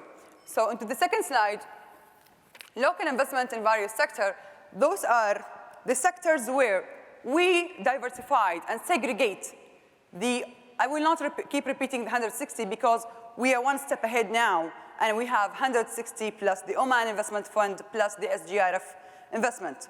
So to segregate all those companies, we just divide them based on the sector-wise. We can just see here, oil and gas sector, which OQ group is one of the, I'll just go one step back to show you the more picture about this and to get it more understand. Every sector has its own holding group company, and under that holding group company, the other subsidiaries of those group will be under it. In oil and gas sector, can we go back? Oh, one front, please. The oil and gas sector, OQ is the holding company of the sector, which managed and lead today by very proudly saying Mr. Talal Al-Aufi and his team. You can just say hi to them because you're going to meet them all in that B2B. Okay. The electrical services, we have NEMA is the holding company, and there are 10 subsidiaries under it, and BIA as well. Tourism, real estate, we have Umran. When I mention Umran or OQ or NEMA, you can just put in your mind, this is the arm of the, like when I just mentioned tourism, and then I mentioned Umran, so Umran is the arm of taking care for the tourism sector at Oman. And it will be the same likewise on the OQ, and likewise when we are going to the logistic, we are going to say that logistic, the arm of the logistic sector in Oman is Asyad, where they will take care about the fully, they work together with other entities, the government entities, which is the ministries, but actually they have a mission to create opportunities, to develop that sector, and to find a new way to be creative more than before. MDO is the mining holding sector, and FDO, OFIC as well from the food, IDCA group from the Information and Communication Technology, Oman Air and Oman Airports under the aviation, and we have a couple of institutions and investment under the financial services, which is a little bit, could be a direct or indirect investment. I'll just go through the next slide, please. The geographical distribution of OIA's investment. Here you can just see more about the future generation funds, how it's work. Because at the local, you could just see the working of, or the work umbrella of that one, which is locally inside Oman. But the future generation funds, I just mentioned the private equity, real estate market, and some of direct and indirect funds, which has a percentage between the countries where we are having an investment currently with them. I wish the next year UK will be in a bold, because I'm the commercial attaché today. So that's my role, to make it bold, inshallah. The next slide. Those are the G2G, or we call it government-to-government agreement, which is between Oman and other countries.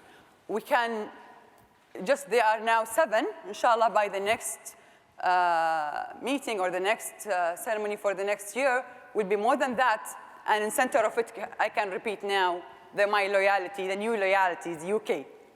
So we have Vietnam, G2G with them, government to government, and we have government to government with Pakistan, Al-Husn related to Qatar government.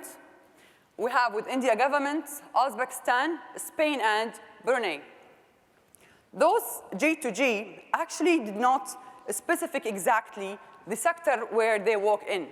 So when government to government signing an agreement, and it will be like a fund, and then they can spread the investment through the both countries or even to other countries, as per the opportunities. The government's primary goal to diversify Oman's economy into few 5 sectors, which was mainly those few 5 sectors as we can call it the pillars of Vision 2040. And everyone is aware about the Vision 2040, where we are looking to develop the investment sector, the commercial sector, and the economic sector as well. But I will just highlight 5 sectors to make sure with those 5 sectors we can move bigger ahead step and to achieve our quickly, inshallah, target or the mission. Can we go to the? Okay, the first one is the manufacturing sector. And I'll not go deep about manufacturing, but I'll just mention here that manufacture is a driving of, this is the sector where we can say a driving of other sectors. There is no oil and gas without manufacturing. There is no tourism without manufacturing. There is no logistic without manufacturing. So we can take manufacturing as a base of these sectors. On the logistic and, can we go? Logistics and transportation. This sector, as I mentioned, led by Asila Group, the holding group, and they are here today to share with you 27 investment opportunities, which worth 880 million. And that gives you more, I'm not quite sure who one of them was standing here and saying, we are here not to draw a wish, we are here to see the projects, and we run for it. So the projects will be there, opportunities will be there, and something else I want to add, that all of the sectors which I'm going through very quick, there will be B2B discussion in the rooms outside the hall with each sector and with each group of the holding companies. At Yad, actually, they are taking care of the logistic, as I mentioned, and they're having, you can just take over with them the ports, the dry ports, and they have them on vision, they have them on opportunities. They will take you deep dive in that with the discussion of the B2B. The tourism, hotels, and restaurants, we can just see here, I'm repeating what I said before. Imran is one of the biggest holding company in Oman, and they're holding this sector, but they're holding it with different stakeholders, the ministry and different entities where they really need that collaboration to develop and improve the sector in Oman. And they have today for you 17 investment opportunities, which worth 4 billion plus Omani Riyal. I can just highlight Mr. or Dr. Hashim Mahrouqi, yes, with his team, and they will take care for you, about you at the B2B discussion, please. On the fisheries and aquaculture, FDO is holding the sector of the fisheries. I'll just highlight here something. We all know here the Oman or the Sultanate blessed by 3,165 kilometer coastal area, and in this figures, it reflects exactly how the sector being developed and improved from 2015 to 2020, and that reflects on how the government giving more attention into those kind of sectors where we really feel that it's one of the brighter sector to Oman in future, inshallah. These figures, just from 5 years back, you can see the attention of the government which been paid to the sector. Mining. Mining is one of the worthy sector in Oman. We have lots of areas where still is improvement or it's going on to discover or concessions. But we have today 9 investment opportunities, and the opportunities will be divided between the upstream and the downstream. and the gross value of this opportunities are 302 million Riyal Omani. I'm repeating again, the whole sectors which I'm just mentioned, it has its own management, companies, and the team where they will be taking care of you or the B2B sessions and to take deep dive on the details of those opportunities. I think on FDO, Mr. Nabil Al-Bimani is around, so if you just can say hi. Yes, sorry to forget.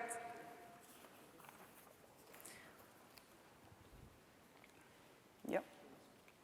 Okay, this is Muscat Stock Exchange. It's not a different story, but we can just take here, giving that out of the mandate of Oman Investment Authority to take care about the local investment initiatives or even the other companies. MSX will be the platform actually to take care of how these kind of investment and companies to develop and help a private sector to go more stronger. We will see that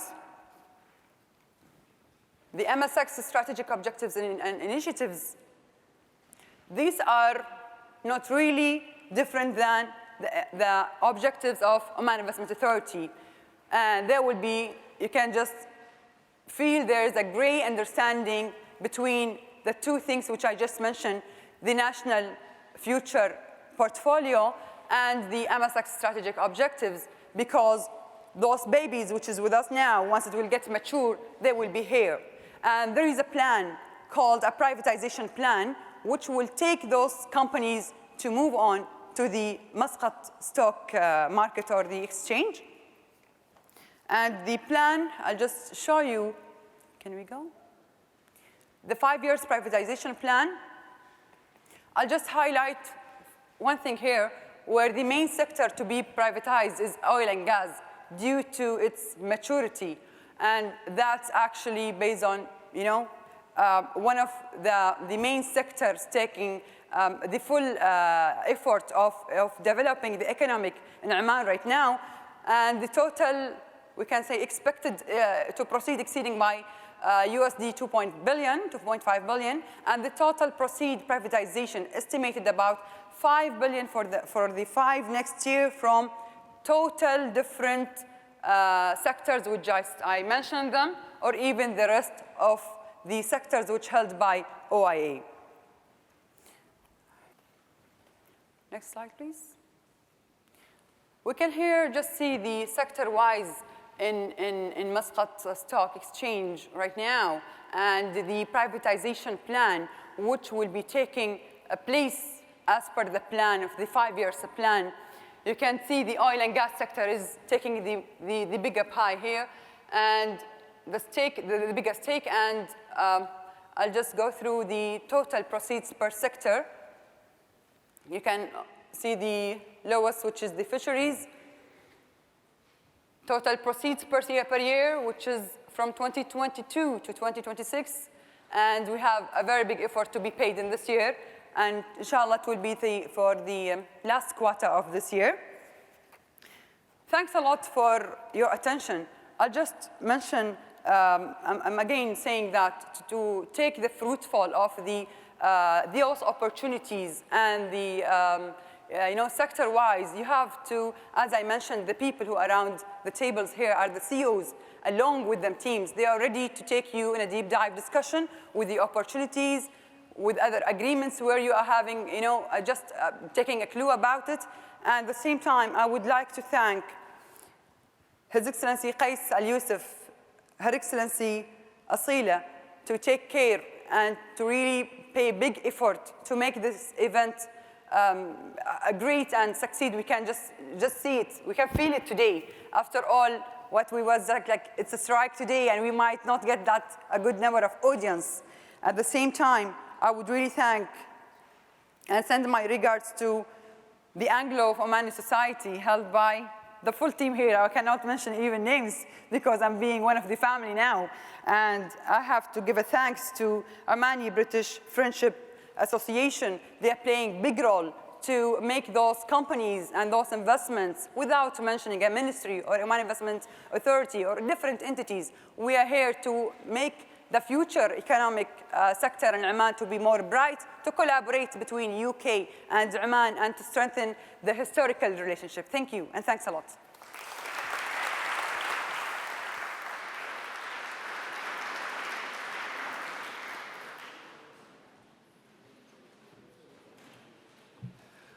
Well, thank you, Arwa.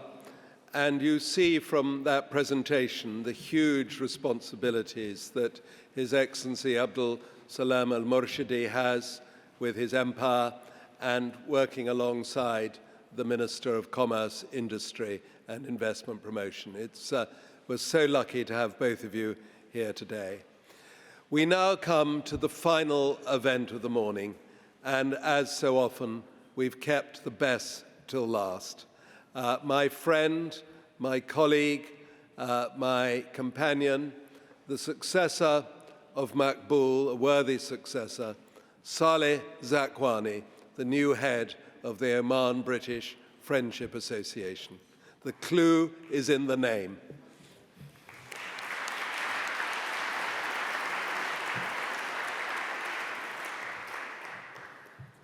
I see many smiley faces. Is it because I'm the last one here or you are hungry? Your Excellencies, ladies and gentlemen, I have the honor to close today's event with some final remarks. Before anything else, I would like to thank Omani British Business Council, the Anglo-Omani Society, and our team, Oman British Friendship Association, for organizing the new energy in Oman, the new energy of Oman, as well as both the UK and Omani-based participants. It has been, I believe, a very, very successful event with extremely insightful panel and engaging discussion throughout the day. I would also like to thank the presenters and panelists for sharing their insights and knowledge with the wider group and what to say about this fine, magnificent venue. So I indeed thank you very much. It has been really a pleasure to be here. I trust that today's event has demonstrated Oman's commitment to be a driving force in the energy transition and overall decarbonization of the world. Clean energy opportunities in Oman are very plentiful thanks to unique renewable resources, extensive land and coastal areas, supportive and stable policies and regulations, as well as young and dynamic workforce. In particular, Oman is poised to become one of the leading exporters of green hydrogen and clean fuel. The country is currently defining its overall energy strategy, shaping its ecosystem of players, and very much looking forward to international partners. Indeed, Oman has long been an attractive destination for international companies and investments. Our friends from BP and Shell and other leading international corporates have been present in Oman for a very long time, working hand in hand with the Omani government and local companies to develop a very successful oil and gas industry. As the world progressively moves away from fossil fuels, Oman is looking to replicate this successful partnership in the clear energy space. It is also worth mentioning that there are exciting upcoming events, including a trade mission visit to Oman in October. I've just been told that registration is now open as we speak. Okay, as well as the hydrogen conference in the winter in Oman. For any inquiries or queries, please do not hesitate to contact any of us here today, and we'll certainly give you all the possible information. I hope the connections made today will pave the way for a very successful collaboration between the UK and Oman. And we look forward to welcoming you in Muscat. And at lunchtime, some of you will have maybe more questions. His Excellency Qais and his team are here to answer all your questions and about all incentive and opportunities. Thank you very much.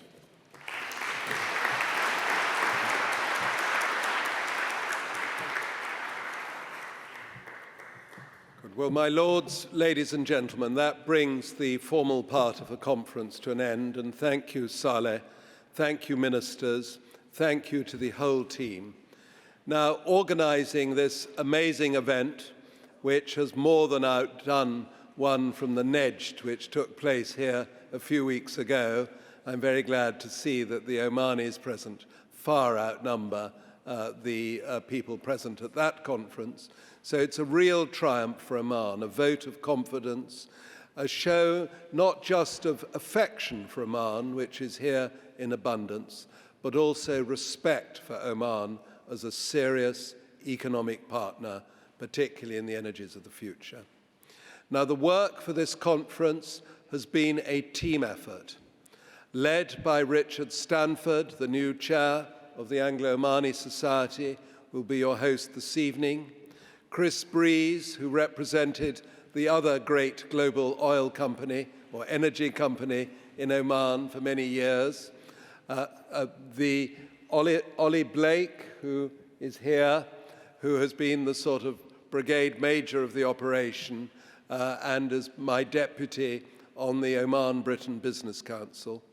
Michael Eiley, will you please stand up, from the British Embassy in Oman, who's driven this forward with most amazing energy. Step forward, Michael, don't be shy. Wave your hand. He, under the direction of Bill Murray, will be organizing the visit to Oman, date for your diaries, the 15th to the 17th of October, by Waft al-Mustathmarin, the delegation of British investors in Oman. But the person whom I need to thank most for organizing this conference is someone whose name who's already been mentioned several times. She's worked very closely with my friend and colleague from HSBC, Anuska Gregorek, but it is Sarika Breeze who has pulled this all together.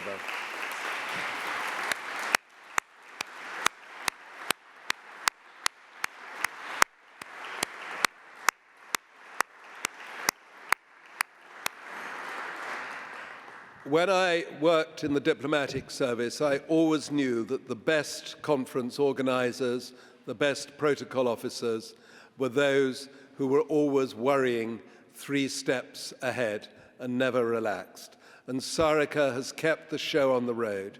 She's been ably supported by Neil Coxon, the new General Manager, Chief Executive of the Anglo-Omani Society, and by the wonderful Dina Maki.